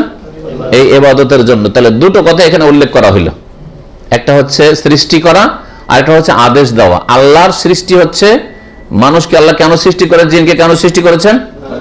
তার ইবাদতের জন্য, ঠিক আছে না? এবং আল্লাহ পাক সৃষ্টি করে তাদেরকে কি হুকুম দিয়েছেন? যে একমাত্র তার ইবাদত করবে। একটা হচ্ছে আল খালকু আর একটা হচ্ছে আল আমরু। একটা হচ্ছে সৃষ্টি করা আর একটা হচ্ছে হুকুম দেওয়া, নির্দেশ দেওয়া। কোরআনে কারীমে একটি আয়াত রয়েছে, আলা লাহুল খালকু ওয়াল আমরু। শুনে রাখো যে লাহুল খালকু, কারণ আল্লাহরই হচ্ছে সৃষ্টি। সৃষ্টি কে করেছেন? আল্লাহ। যখন সৃষ্টি করলেন আল্লাহ, হুকুম কার চলবে? আল্লাহর হুকুম চলবে। আরে দুনিয়ার ক্ষেত্রে কমন সেন্সে বুঝতে পারছেন যে জন্মদাতা বাপ, আর খাই বাপের ঘরে, বাপের হোটেলে, আর লেখাপড়া করি বাপের খরচে, আর হুকুম আর ও চাচা নাকি? হ্যাঁ, না গ্রামের অন্য আর কারো বাপের। এই সাধারণ জ্ঞানে এতটুকু বুঝতে পারছেন, আর ইসলামের ক্ষেত্রে বুঝতে পারে এত অবুঝ হয়ে গেলেন যে সৃষ্টি করলেন আল্লাহ, আবার সৃষ্টি করলেন ওই কাজ এটাও জানিয়ে দিয়েছেন যে আমার ইবাদতের জন্য সৃষ্টি করেছি, আর হুকুমও দিলেন, হুকুমের দেওয়ারও মালিক আল্লাহ, যিনি সৃষ্টিকর্তা তিনি। তারপরে ইবাদতের কিছু অংশ জিলানিকে, চিস্তিকে, খাজাকে, অমুককে, তমককে দিয়ে বেড়াবেন। কি করে দিচ্ছেন আপনি? এইটুকু বুঝে আসে না। কামা ক্বালা আল্লাহ তাআলা, যেমন আল্লাহ পাক রব্বুল আলামিন ইরশাদ করেন, ওমা খালাকতুল জিন্না ওয়াল ইনসা ইল্লা লিয়াবুদুন। আমি জিনকে এবং মানুষকে সৃষ্টি করেছি একমাত্র কিসের জন্য? আমার ইবাদতের জন্য। ইবাদতের অর্থ কি? ভাষ্যকার শাইখী বলছেন, ইয়াবুদুন মানে হচ্ছে ইউহিদুন, ওয়া মানা ইয়াবুদুন, আমার ইবাদতের জন্য মানে আমার একত্ব প্রতিষ্ঠার জন্য। কারণ একত্ববিহীন, হ্যাঁ, আল্লাহর জন্য ইবাদত নিখুঁত করাবিহীন, আল্লাহকেও দিন আর কাউকে দিলাম, এইরকম করলাম, তো এতে ইবাদত হয় না, কি হয়ে যায়? শিরক হয়ে যায়। এখানে একটি হাদিস যদি আর পেশ করে দিই তাহলে আর স্পষ্ট হবে। নবী করিম সাল্লাল্লাহু আলাইহি ওয়াসাল্লাম যখন মুআয বিন জাবালকে গভর্নর বানিয়ে পাঠিয়েছিলেন, কোন দেশে পাঠিয়েছিলেন জানা আছে? ইয়ামান দেশে গভর্নর বানিয়ে শেষ যুগে নবী সাল্লাল্লাহু আলাইহি ওয়াসাল্লাম পাঠিয়ে, তার ইন্তেকালের পূর্বে, হ্যাঁ, 10ম হিজরির দিকে। তো যখন পাঠালেন তাকে গভর্নর বানিয়ে, তখন কি বলেছিলেন? ইন্নাকা তাতি কওমান মিন আহলিল কিতাব, হে মুআয, তুমি এমন একটা জাতির এলাকায় যাচ্ছ যেই জাতিটি হচ্ছে আহলে কিতাব। সেখানে ইহুদি ছিল, খ্রিস্টান ছিল এমন দেশে। আহলে কিতাবদের কাছে আছে, তাদের কাছে কিন্তু তাদের ধর্ম সম্পর্কে কিছু জ্ঞান আছে। একটা লোক কিছু জানে, তার মগজে অলরেডি কিছু ঢুকে আছে, আর একটা লোক কিছু জানে না। দুইজনকে বোঝানোর পদ্ধতি আলাদা আলাদা, ঠিক না? এটা হলো সাধারণ মানুষ, বেশি কিছু জানে না, তো সাধারণভাবে ভালো কথা বুঝিয়ে দিলে সহজে বুঝিয়ে নেবে। কিন্তু একটা লোকের মগজে ঢুকে আছে কিছু, মাদ্রাসা পড়া, কিন্তু ভুল পড়া পড়ে আছে, শিরক বিদআতকে ধর্ম মনে করে মগজে ভাইরাস ঢুকিয়ে রেখেছে, তাহলে ওর সাথে ওই একটা সাধারণ লোকের মতো কথা বলে মানবে না। তো ভাইরাস ঢুকিয়ে আছে, তো ভাইরাসগুলো থেকে মুক্ত করতে হবে ওকে। তো ওর সাথে কথা বলার ভঙ্গিমা অন্যরকম হইতে হবে। এ কথা বুঝতে চাই নবী করিম সাল্লাল্লাহু আলাইহি ওয়াসাল্লাম যে ইহুদি নাসারাদের সাথে কথা বললে শোনো কিভাবে তাদেরকে দাওয়াত দেবে। ফালিয়াকুন আউওয়ালা মা তাদউম ইলাইহি, কি ছিল? হ্যাঁ, শাহাদাত আল্লা ইলাহা ইল্লাল্লাহ। একটি রিওয়ায়াতে রয়েছে, এটা প্রসিদ্ধ রিওয়ায়াত, প্রথম যেই বিষয়টির দিকে দাওয়াত দিবে সেটা হচ্ছে লা ইলাহা ইল্লাল্লাহর সাক্ষ্য প্রদান করা, আল্লাহ ছাড়া কেউ সত্য মাবুদ নেই, এই কথার সাক্ষ্য প্রদান করতে বলবে তাদেরকে যে এই কথার সাক্ষী দাও, তোমার অন্তর বিশ্বাস করে সাক্ষী উচ্চারণ করো যে আশহাদু আল্লা ইলাহা ইল্লাল্লাহ, সাক্ষী দিচ্ছি যে আল্লাহ ছাড়া সত্য মাবুদ নেই। এই হাদিসটাই সহিহ বুখারীতে বা মুসলিমে দেখবেন অন্যান্য রিওয়ায়াতে রয়েছে ফালিয়াকুন আউওয়ালা মা তাদউহুম ইলাইহি আন ইউহিদুল্লাহ, আই ইউহিদুল্লাহ, আল্লাহর তাওহীদ যেন প্রতিষ্ঠা করে। কারণ লা ইলাহা ইল্লাল্লাহ মানে তাওহীদ প্রতিষ্ঠা করে, ইবাদত একমাত্র আল্লাহ ছাড়া কারো ইবাদত নেই, আল্লাহ ছাড়া কেউ সত্য মাবুদ নেই। তাহলে ইবাদত যদি অন্য কাউকে দেন তাহলে মিথ্যা ধর্ম পালন করলেন, আর যাকে দিলেন তাকে মিথ্যা মাবুদ সাব্যস্ত করলেন, সে আসলে মাবুদই না, সে উপাস্যই না। তো ইয়াবুদুন মানে যে ওয়াহিদুন করেছেন এখানে শেখ, এটা কেউ যেন মন গড়া না মনে করে, তাহলে ওই হাদিস থেকে নেওয়া হয়েছে। জি, মুআয ইবনে জাবাল রাদিয়াল্লাহু তাআলা আনহু কে যে নবী সাল্লাল্লাহু আলাইহি ওয়াসাল্লাম ওসিয়ত করেছিলেন যে প্রথম তাওহীদের দিকে ডাকবে। তো তাওহীদ শব্দটি ওয়াহিদুন শব্দটি ওই হাদিসে উল্লেখিত হয়েছে, যেটা লা ইলাহা ইল্লাল্লাহর অর্থ। ইবাদত হচ্ছে দুই রকম, ভাষ্যকার বলছে ইবাদত হচ্ছে দুই রকম, একটা হচ্ছে সৃষ্টিগত ইবাদত, একটা হচ্ছে বিধানগত শরীয়তগত ইবাদত। সৃষ্টিগত ইবাদতটা সকল সৃষ্টি করে, সকল সৃষ্টি করে, সকল সৃষ্টির মধ্যে কাফের মুশরিক আছে, নাস্তিক আছে, তারাও ইবাদত করে। ওটা আবার কেমন বুঝতে হবে না, বুঝলি এটা কেমন কথা হলো, নতুন কথা শুনলাম যে নাস্তিক ইবাদত করে। হ্যাঁ, নাস্তিক ইবাদত করে, যেখানে আর গায়ের জোর চলে না ওখানে করে ইবাদত। মুশরিকও আল্লাহর ইবাদত করে, যেখানে আর গায়ের জোর দিয়ে মূর্তি পূজা করা যায় না, কবরে সিজদা করা যায় না, ওইখানে করে, বুঝা গেছে না, ওখানে আল্লাহর ইবাদত করে।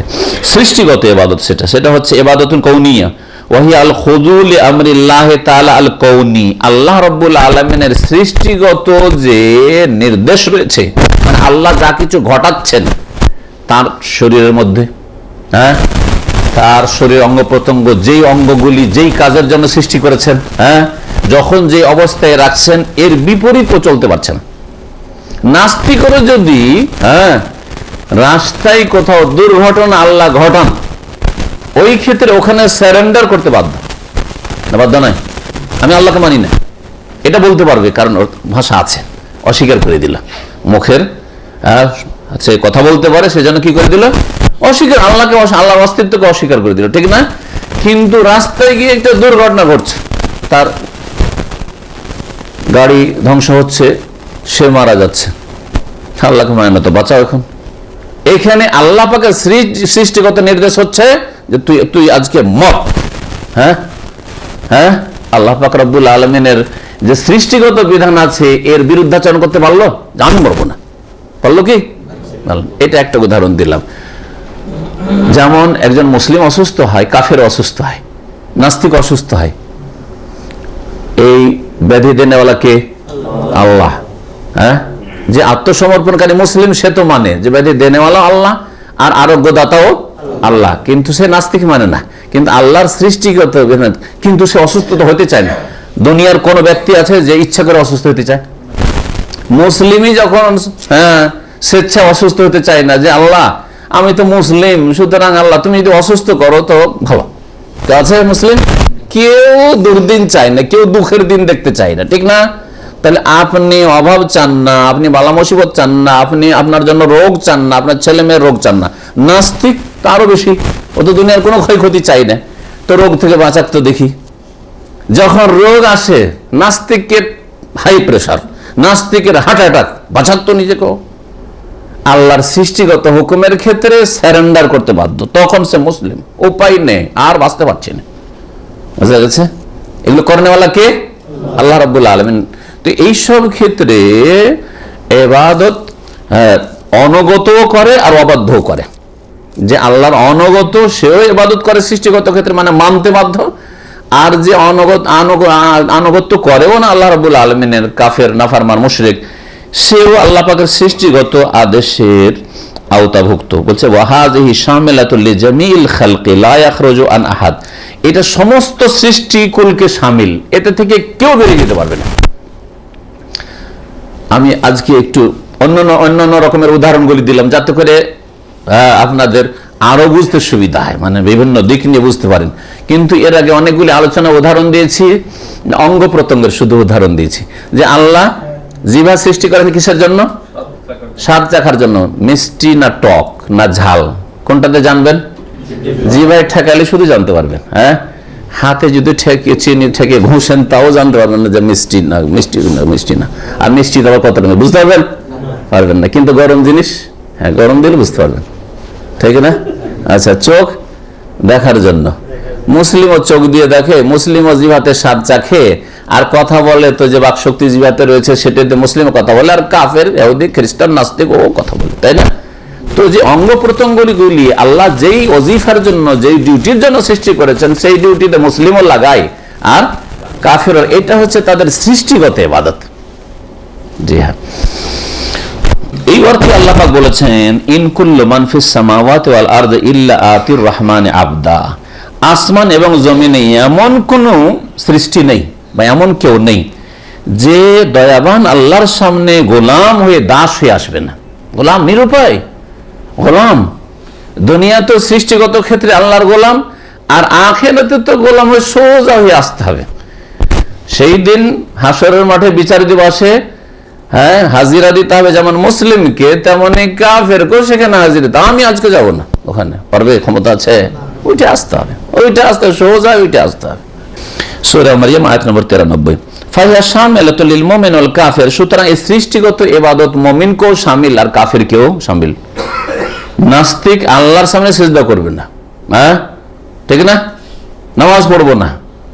তো ওই নাস্তিক তো বললেন যে তুই, আল্লাহ তো সৃষ্টি করেছেন তোর পা চলার জন্য, আমরা পা দিয়ে চলি, তো তুই আমাদের বিরোধিতা কর। মুসলিমরা পা দিয়ে চলছে, আমি পা দিয়ে চলবো, হাতের ভরে চলবো, আমি পা উপরে করে হাতের ভরে চলবো, জল দেখি। জি, কথা বোঝা গেছে? নাস্তিক যদি বলে যে না আল্লাহ সৃষ্টি করেছেন, কোথায় তুমি দেখেছো যে আল্লাহ সৃষ্টি করেছেন? ওরও জবাব আছে। ওকে বলবেন যে তুই যে তোর বাপেরও জন্মা, তো তুই দেখেছিস? তোর বাপ যে ওই রাতে গিয়েছিল তোর জন্মের 10 মাস আগে তোর মায়ের কাছে, তোর বাপ গিয়েছিল না অন্য কেউ, কোনো লুচ্চা গিয়েছিল, তুই দেখেছিস? কি করে বলছিস ওকে বাপ বাপ? শুনে শুনে তোর মা বলে দিয়েছে যে এটাই তোর বাপ, সেই জন্য মেনে নিয়েছিস। তো তোর মায়ের কথা যদি মানতে পারিস, তো হাজার হাজার আম্বিয়া রাসূলগণ এসে তাদের কথা কেন মানবি না? তারা সকলে যে বলেছেন যে আল্লাহ রাব্বুল আলামিন তিনি সৃষ্টিকর্তা, তিনি রব, তিনি খালেক, তিনি রাজেক, এবং তিনি ইবাদতের জন্য আমাদের সৃষ্টি করেছে, কথা কেন মানবি না? বোঝা গেছে? মাকে মিথ্যা বলতে পারে না, হ্যাঁ? আর মা দেখিয়েছে যে এটা তুই হচ্ছে, এটা তোর বাপ, আর গ্রামবাসীও বলেছে এটা তোর বাপ, সেজন্য বড় হয়ে বাপ ওকে বাপ বাপ করছেন, ঠিক না? তো ওটা যখন শুনে শুনে মেনে নিচ্ছেন, তো নবী রাসূলদের কথা শুনে শুনে মানবেন না কেন? আসমানে ওহী তাদের কাছে নাজিল হয়েছে, আর তারা যুগের সবচেয়ে বেশি আল্লাহ ভীরু এবং সত্যবাদী তারা ছিলেন। জি, তাদের যুগের কাফের যারা নাফরমান, তারাও এই সাক্ষী দিয়েছে যে নবী রাসূলগণ তাদের মাঝে সবচেয়ে বেশি ভালো মানুষ হতেন। যদি তাদের কাছে ধর্মের কথা না বলতেন, দিনের কথা না বলতেন, তাহলে চোখ বন্ধ করে সবগুলিকে তারা ভালো মানুষ বলতো, ঠিক কিনা? আর একটি ইবাদত হচ্ছে, হ্যাঁ, তো বলছেন যে এটা মুমিন কাফিরকেও শামিল, এই সৃষ্টিগত ইবাদত। ওয়াল বার ওয়াল ফাজির, আর নেক লোক আর অসৎ লোক, সৎ অসৎ সবাইকে শামিল। তাহলে একটা লোক পরহেজগার মুসলিম, সেও আল্লাহর ইবাদতবন্দি করে সৃষ্টিগত ক্ষেত্রে, আর একটা লোক অসৎ লোক, হ্যাঁ, জিনা ব্যভিচার হারামে ডুবে থাকে, হারাম রোজগার করে, হারাম দেখে, হারাম শুনে, হারাম খায়, সেও আল্লাহ পাকের সৃষ্টিগত ইবাদত করে। মানে আল্লাহ পাকের যে সৃষ্টিগত বিধান রয়েছে, নিজাম রয়েছে, হ্যাঁ, সেই ক্ষেত্রে বিরোধিতা করতে পারে না। জি, দ্বিতীয় রকমের ইবাদত হচ্ছে ইবাদাতুন শারঈয়্যা, শরীয়তগত ইবাদত বা বিধানগত ইবাদত। সেটা হচ্ছে ওয়াহিয়াল খুদু লি আমরিল্লাহি তাআলা আশ-শারঈ, আল্লাহ পাকের শরীয়তি যে বিধিবিধান রয়েছে, আদেশ নিষেধ রয়েছে, সেগুলির অনুগত হওয়া। আল্লাহ বলছেন যে আকিমুস সালাহ, সালাত কায়েম করুন। আল্লাহ বলছেন আতুজ যাকাত, যাকাত দিল। আল্লাহ বলছেন কুতিবা আলাইকুমুস সিয়াম, রোজা রাখলো। আল্লাহ বলছেন হিজ্জুল বাইতে মান ইসতাতা ইলাইহি সাবিলা, হজ করলো। বোঝা গেছে? জি জি জি, এইভাবে আল্লাহ বলছেন ওয়ালা তাকরাবুজ জিনা, আর জিনার কাছে যেও না, সুতরাং যাই না। আল্লাহ বলছে ওয়ালা তাকতুলুন নাফসাল্লাতী হারামাল্লাহ, আল্লাহ যাকে খুন করা হারাম করেছেন খুন করিও না, সুতরাং খুন করে না, ঠিক আছে? জি জি, এইভাবে আল্লাহ পাক রব্বুল আলামিনের শরীয়তি যে বিধিবিধান রয়েছে, সেগুলির সামনে কি হওয়া? অনুগত হওয়া। এটা হচ্ছে শরীয়তগত ইবাদত। এই শরীয়তগত ইবাদতের মাধ্যমে আল্লাহর আযাব থেকে রক্ষা পাবে। সৃষ্টিগত ইবাদতের ক্ষেত্রে যেহেতু সে নিরুপায়, স্বেচ্ছায় আল্লাহর ইবাদত করে না, যেখানে তার ক্ষমতা চলছে আল্লাহ নাফরমানি করে দিচ্ছে, যখন ক্ষমতা চলছিল না অসহায় তখন বিছানায় পড়ে যাচ্ছে অসুস্থ হয়ে, তাহলে ওই ইবাদত দিয়ে জান্নাত পাবে না, বুঝা গেছে না? জি। ওয়াহাযি খাসাতুন বিমান আতা আল্লাহ তাআলা, আর এই বিধানগত ইবাদত একমাত্র আল্লাহর অনুগতদের সাথে খাস, যারা আল্লাহ পাকের আনুগত্য করে, রাসূলের আনুগত্য করে, ওয়াত্তাবা মা জাআত বিহি রাসূল, রাসূলগণ যে বিধান ওহী নিয়ে এসেছেন সেই ওহীর যারা অনুসরণ করে তাদের সাথে এই শরীয়তগত ইবাদত খাস। আল্লাহ পাক তাই কোরআন কারীমের সূরা ফুরকান আয়াত নম্বর 63 তে ইরশাদ করেছেন, ওয়া ইবাদুর রহমান, হ্যাঁ, পরম করুণাময় আল্লাহ রাব্বুল আলামিনের বান্দাদের গুণ হচ্ছে আল্লাযীনা ইয়ামশুনা আলাল আরদি হাওনা, যারা পৃথিবীতে চলাফেরা করে বড় নম্রতার সাথে, অহংকারের সাথে নয়। তাহলে এখানে রহমানের বান্দা বলে ভালো গুণগুলি উল্লেখ করা হয়েছে। হ্যাঁ, তার এই কাজগুলি করে, এই কাজ করে, শিরিক করে না, জেনা করে না, হ্যাঁ, খুন করে না। বলছে ফান্নাউল আউয়াল লা ইউহমাদু আলাইহি ইনসান, এই যে সৃষ্টিগত ইবাদত রয়েছে এর উপর মানুষের কোনো প্রশংসা নেই। আপনি মুখ দিয়ে খাচ্ছেন, হ্যাঁ, নাক দিয়ে শুনছেন, এটা কোনো প্রশংসার বিষয় না, কারণ এটা সৃষ্টিগত আনুগত্য। আপনি অসুস্থ হলে বিছানায় পড়ে যাচ্ছেন, হাসপাতালে ভর্তি হয়ে যাচ্ছেন, এটা নিরুপায়, কাজকর্ম আর ডিউটি যেতে পারছেন না, এটা সৃষ্টিগত আপনার আনুগত্য। সুতরাং এর উপরে কোনো প্রশংসা আপনার নেই, আপনি কোনো প্রশংসার ভালো কাজ করলেন না। কিন্তু দ্বিতীয় যে শরীয়তি ইবাদত, আজান হলেই মসজিদে হাজির, রমজান আসলেই দিনে পানাহার বন্ধ, হ্যাঁ, জি হ্যাঁ, ইত্যাদি ইত্যাদি, আল্লাহ পাকের এই হুকুম হয়েছে সুতরাং পালন করি, আল্লাহ এগুলি হারাম করেছেন সুতরাং আমি ওর কাছে যাব না। জি, তো এর উপরে প্রশংসা রয়েছে। তাই বলছেন যে লিআন্নাহু বিগাইরি ফাইলিহি, প্রথম যে সৃষ্টিগত ইবাদত এর উপর কেন প্রশংসা করা যাবে না কোনো মানুষের, কারণ সেটা তার নিজের কর্ম না, সে নিরুপায়, সেই জন্য এই কাজগুলি করছে। লাকিন কাদ ইউহমাদু আলা মা ইয়াহসুল মিন শুকরিন ইনদার রাখা, তবে যখন ধরেন সৃষ্টিগত দিক থেকে আপনার যখন সুখ আসলো তখন আল্লাহ পাকের শুকরিয়া আদায় করলেন, আলহামদুলিল্লাহ বললেন, খুব সুখে আছেন, সুস্থ আছেন, আলহামদুলিল্লাহ। এই যে আলহামদুলিল্লাহ বলেন, শুকরিয়া আদায় করলেন, সেই জন্য সৃষ্টিগত ইবাদতের ক্ষেত্রেও তখন আপনি নেকি পাবেন। অসুস্থ হয়ে পড়েছেন, ধৈর্য ধারণ করলেন, আপনি আল্লাহ অনেক দিন সুস্থ রেখেছেন, আজকে একটু অসুস্থ হয়েছি, আল্লাহ অবশ্যই ভালো করবেন, আল্লাহকে ছাড়েন না আপনি। হ্যাঁ, আল্লাহকে অসন্তুষ্ট হচ্ছে না, কি করলে আল্লাহ এরকম কেন করলে, এই দুর্ঘটনা কেন ঘটলো, তাহলে এই যে ধৈর্য ধারণ করছেন আপনি, এর জন্য আপনি নেকি পাবেন। তাই বলছেন ওয়াসাবার আলাল বালা, বালা মুসিবতে ধৈর্য ধারণ করলো, সেই জন্য সেটা প্রশংসার কাজ হতে পারে। বিখিলাফিন নাও ইসানি ফাইন্নু ইউহমাদু আলাইহি, শরীয়তগত ইবাদতের প্রত্যেকটির ক্ষেত্রে আল্লাহ প্রশংসা করবেন, আল্লাহ পাকের প্রশংসা রয়েছে, তাই না? প্রশংসিত ব্যক্তি, আপনি একজন ধার্মিক মানুষ, আপনি একজন সৎ মানুষ, আমানতদার মানুষ, আপনি সত্যবাদী, আপনার মধ্যে ভাই যেগুলো ধর্মীয় দিনী গুণ, ভালো গুণ রয়েছে, সুতরাং এর উপর আপনার প্রশংসা রয়েছে।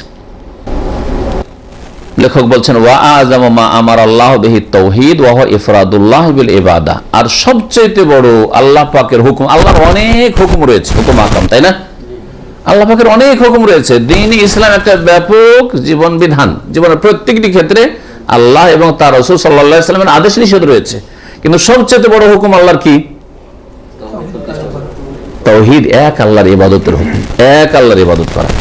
সবচেয়ে বড় যখন আল্লাহ পাকের হুকুম হচ্ছে এক আল্লাহর ইবাদত করা, তাহলে সবচেয়ে বড় অপরাধ কি? শিরক, এর বিপরীতটা আল্লাহর সাথে অংশীদার সাব্যস্ত করা সবচেয়ে বড় অন্যায়।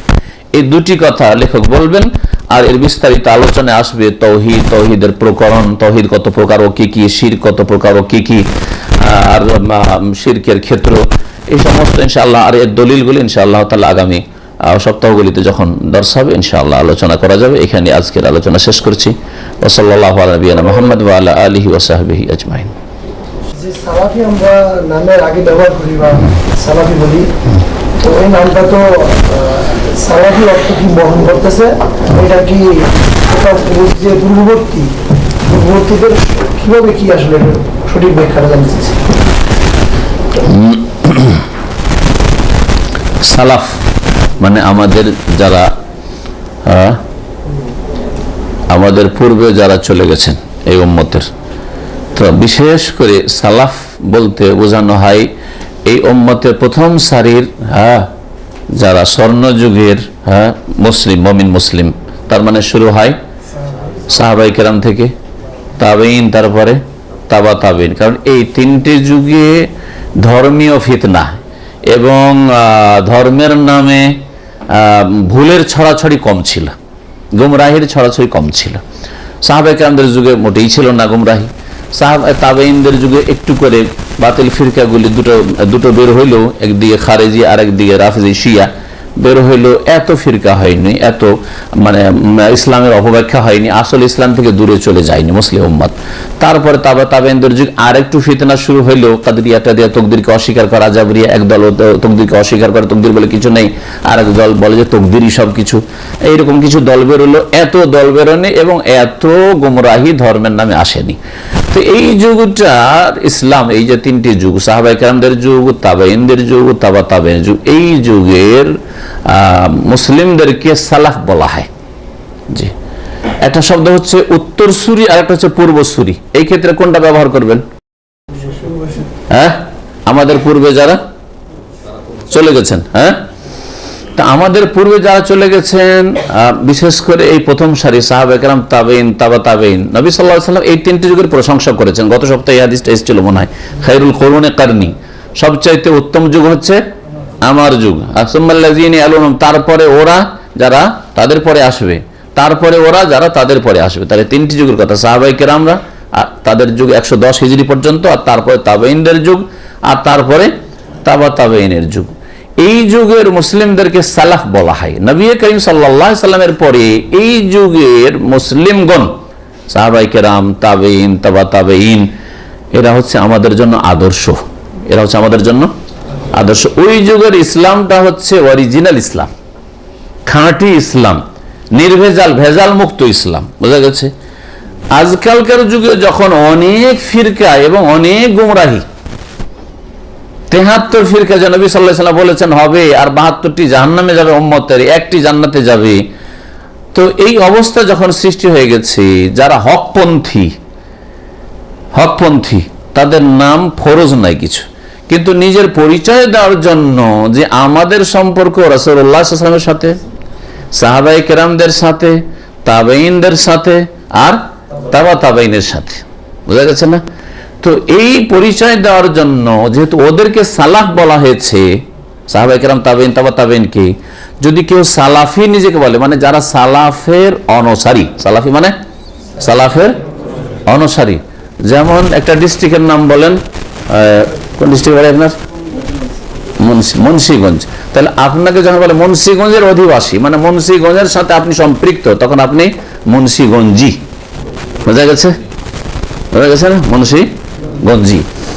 আপনি যখন নিজেকে মাদানী বলবেন, তো মদিনার সাথে আপনার কোনো একটা সম্পর্ক আছে, মদিনার সাথে হয় বসবাসের দিক থেকে সম্পর্ক আছে, আর না হলে সেখানে শিক্ষার দিক থেকে সম্পর্ক আছে, আর কমপক্ষে 4 বছর থাকার দিক থেকে সম্পর্ক আছে। যেমন ইমাম ইবনে সালাহ, যে মুস্তালাহুল হাদিস, উসুল হাদিস, যে হাদিসের কায়দা কানুনের কিতাবে তিনি লিখেছেন, মান সাকানা ফি মাদিনাতিন 4 সানাওয়াত নসিবা ইলাইহা, কেউ যদি কোনো একটা শহরে 4 বছর বসবাস করে, তাহলে সেই শহরের সাথে নিজেকে সম্পৃক্ত করতে পারে। হয়তো আপনার সারা জীবনটা কেটেছে মুন্সিগঞ্জ, কিন্তু জীবনের 4টা বছর আপনি থেকেছেন সিলেটে, তাহলে নিজেকে যদি আপনি সিলেটি বলে, যখন আপনি সিলেটে থাকছেন, সিলেটি লিখেন, তাহলে আপনার জন্য বৈধ 4 বছর থাকলে। বোঝা গেছে? এইভাবে নবী সাল্লাল্লাহু আলাইহি ওয়াসাল্লামের সাহাবায়ে কেরাম, তাবেঈনদের যুগে বিভিন্ন জায়গায়, হয়তো একজন মদিনা থেকে হিজরত করে চলে গেছেন, কুফা চলে গেছেন, তো বলেছে অমুক কুফি, অমুক তাবি হচ্ছেন কুফি, অমুক হচ্ছেন বাসরা চলে গেছেন বসরি, অমুক চলে গেছেন শাম দেশের শামি, আর দামিশকি, উনি চলে গেছেন ফিলিস্তিনি, সুতরাং ফিলিস্তিনি ইত্যাদি, মিশরে চলে গেছেন মসরি। এইভাবে নিসবত করা যেতে পারে। তো সালাফি নিসবতটি হচ্ছে সালাফের দিকে। বোঝা গেছে? আর এখানে বোঝানো হয়েছে যে আমরা তাদের অনুসারী, কোন এক ব্যক্তির অনুসারী না। কারণ এক ব্যক্তির যদি অনুসরণ করতে হয়, তো একমাত্র তিনি হচ্ছেন মুহাম্মদুর রাসূলুল্লাহ। এক ব্যক্তি হলে এই ব্যক্তি ছাড়া দ্বিতীয় কোনো ব্যক্তির সাথে নিজেকে সম্পৃক্ত করা যায় না। ভালো করে শুনে রাখেন, এক ব্যক্তির সাথে নিজেকে যদি সম্পৃক্ত করতে হয়, তো একমাত্র তিনি হচ্ছেন রাসূলুল্লাহ সাল্লাল্লাহু আলাইহি সাল্লাম। সুতরাং যদিও এই নাম আপনাদের নিজে নিতে হয়, সেটাও যে ইবাদত তাই না, সাহাবীরা এরকম বলতেন না। কিন্তু যদি মনে করেন একটা পরিচয়ের জন্য বলবো, তো মুহাম্মাদি নিজেকে বলেন। হ্যাঁ, মুহাম্মাদি বলেন যে আমার সম্পর্ক কার সাথে? মুহাম্মদ রাসূলুল্লাহ সাল্লাল্লাহু আলাইহি ওয়াসাল্লামের সাথে। কিন্তু আপনি নিজেকে বলেন চিশতি, সাবেরি, মুজাদ্দিদি, আর কাদেরি, নকশবন্দি, বোঝা গেছে? এইসব চলবে না। এইসব হচ্ছে ব্যক্তি পূজা, এবং এইসব হচ্ছে নবী করিম সাল্লাল্লাহু আলাইহি সাল্লাম ছাড়া অন্য কোন ব্যক্তিকে কেন্দ্রীয় ব্যক্তিতে পরিণত করা। আর মুসলিম জামাতে ফাটল তখনই ধরেছে, আর ওগুলি হচ্ছে ফিরকা গুমরা, যেগুলি নবী করিম সাল্লাল্লাহু আলাইহি সাল্লাম ছাড়া অন্য কাউকে কেন্দ্রীয় ব্যক্তি হিসাবে কি করেছে? গ্রহণ করেছে। ভালো করে কথাটি মনে রাখবেন। তার আমরা যদি নিজেকে মুহাম্মাদি বলি পরিচয় দেওয়ার জন্য, কারণ অন্যরা যখন নকশবন্দি বলছে, তো আপনি আবার কোন তরিকার ভাই? ওরা তো বলছে যে ওরা নকশবন্দি তরিকা, বা এরা তো বলছে চিশতিয়া সাবিরিয়া তরিকার, তো আপনি কোন তরিকার? হ্যাঁ, এরা তো বলছে আমরা সারসিনা তরিকার, তো আপনি কোন তরিকার? তো আপনি বলেন আমি মুহাম্মাদি তরিকার। বুঝা গেছে? অথবা আপনি সালাফি তরিকার। সালাফি বলতে কি বুঝালেন? আমার সম্পর্ক রাসূলুল্লাহর সাথে, সাহাবায়ে কেরামের সাথে, তাবেঈনদের সাথে, আত্তাবা তাবেঈনের সাথে। আত্তাবা তাবেঈনের মধ্যে 4 ইমাম চলে আসবে, আবু হানিফা, শাফি, মালিক, আহমদের সাথে। তার মানে আমাদের সম্পর্ক যেমন সাহাবায়ে কেরামদের সাথে, তেমন আবু হানিফা, শাফি, মালিক, আহমদ 4 জনেরই সাথে। আবার কারো মতো একজনের সাথে না। হ্যাঁ, কেউ যদি নিজেকে শাফিঈ বলে, তো তার একজনের সাথে সম্পর্ক, বাকি 3 জনের সাথে নেই তার। বোঝা গেছে না? একজনকে কেন্দ্রীয় ব্যক্তিতে পরিণত করেছে। কেউ যদি বলে নিজেকে যে আমি হচ্ছে হানাফি, তো একজনের সাথে সম্পর্ক, বাকি 3 জনের সাথে নেই। বোঝা গেছে না? কেউ যদি নিজেকে মালিকি বলে, তার মানে বাকি 3 জনের সাথে নেই। কিন্তু আমাদের সম্পর্কটা সালাফি বললে, আমাদের সম্পর্ক 4 ইমামের সাথে, 4 খলিফার সাথে, তাবেঈনদের সাথে, রাসূলুল্লাহ সাল্লাল্লাহু আলাইহি ওয়াসাল্লামের সাথে। বোঝা গেছে? সুতরাং সালাফি নাম কেউ যদি দেয় নিজের পরিচয় দেওয়ার জন্য, আর সেটা শরীয়তে কোনো আপত্তির কথা নাই, পরিচয় দেওয়ার জন্য। কিন্তু যদি কেউ যদি নিজে সালাফি আদর্শে না থাকে, আর নিজেকে শুধু সালাফি সালাফি করে, তাহলে সেই ক্ষেত্রে সে মিথ্যাবাদী। যতটা তার বিরোধ থাকবে সালাফের মানহাজের, আর পরিচয় দিচ্ছে, ততটা মিথ্যাবাদী। এখন ফুল হয়তো মিথ্যাবাদী নাই, আকীদার ক্ষেত্রে সালাফি, আকীদা ঠিক আছে তার, কিন্তু ইবাদত বন্দেগীতে তার গাফিলতি, বা হারাম ব্যবসা বাণিজ্য করে, তো আংশিক তার কথাই এই দাবিতে মিথ্যা রয়েছে। বুঝতে পেরেছেন? এই জন্য এই ক্ষেত্রে আবার অল্প পড়া কিছু লোক মুখে দাঁড়িয়ে নাই আর নিজেকে সালাফি বলছে। একটু উদাহরণ, টাকরার নিচে কাপড় আর নিজেকে সালাফি বলছে, আংশিক সে সালাফি নয়, কিন্তু আকীদার যে মৌলিক বিষয়, সে আকীদার ক্ষেত্রে সে কবর মাজার পূজা বিশ্বাস রাখে না, সুফিজমে পীর মুরিদিতে বিশ্বাস রাখে না, ব্যক্তি পূজা, অন্ধ তকলিদ, অন্ধ অনুসরণে বিশ্বাস রাখে না। বোঝা গেছে? রাসূলুল্লাহ সাল্লাল্লাহু আলাইহি সাল্লাম থেকে যেই দিন তিনি ছেড়ে গেছেন, যেই দিন সাহাবায়ে কেরামকে সেই দিন যদি জেনে নেয়, তো মানতে কোনো দ্বিধাদ্বন্দ্ব নেই, সবসময় মানার জন্য প্রস্তুত, তাহলে সে মৌলিক বিষয়ে সালাফি। এর উদাহরণ আমি একটা এর আগে দিয়েছি, আবার আপনাদের বলি, জানি না এখানে এই উদাহরণ হয়তো দিনই, অন্য জায়গায় দিয়েছি। এখান থেকে আমরা সকলে গাড়ি নিয়ে বেরোলাম, বোঝা গেছে? কোথায় যাব? সব দামাম থেকে এসছি হয়তো, ধরেন, হ্যাঁ ধরে নেন দামাম থেকে এসছি। একজন ভালো স্পিডে গেল, আর গিয়ে অনেক আগে পৌঁছে গেল। আরেকজন মাঝামাঝি যাচ্ছে, 10 মিনিট পর পৌঁছিল। আরেকজন আধা ঘন্টা 20 মিনিট পর পৌঁছিল। বুঝা গেছে না? আরেকজন একেবারে নতুন ড্রাইভার, ভয়ে ভয়ে ভয়ে ভয়ে কি করলো, চালিয়ে গেল, আরো পরে গেল। আরেকজন বেচার কাছে গাড়ি নেই, ও হাঁটতে হাঁটতে হাঁটতে হাঁটতে 2-3 ঘন্টা পর গিয়ে পৌঁছিল। কিন্তু সবার টার্গেট হচ্ছে দাম্মাম, সবার টার্গেট হচ্ছে দাম্মাম। তাহলে এদের কি বলতে পারেন যে গাড়িতে আগে গেছে সে ঠিক কাজ করেছে, আর এরা সব ভুল, মিথ্যাবাদী সব? না, সকলেই আপন টার্গেটে ঠিক আছে, সবার লক্ষ্য উদ্দেশ্য হচ্ছে দাম্মাম, কিন্তু কেউ আগে গেছে, কেউ পরে গেছে। এবং মুসলিম সমাজে যারা সহি আকীদার ভাইরা, সহি আকীদার ভাইরা, কোরআন সুন্নাহর অনুসারী, হ্যাঁ, ওরা ঠিক ওই রকমই। ওদের সকলের টার্গেট হচ্ছে এক আল্লাহর ইবাদত করা, আর এক রাসূলের তরিকায় জীবনযাপন করা।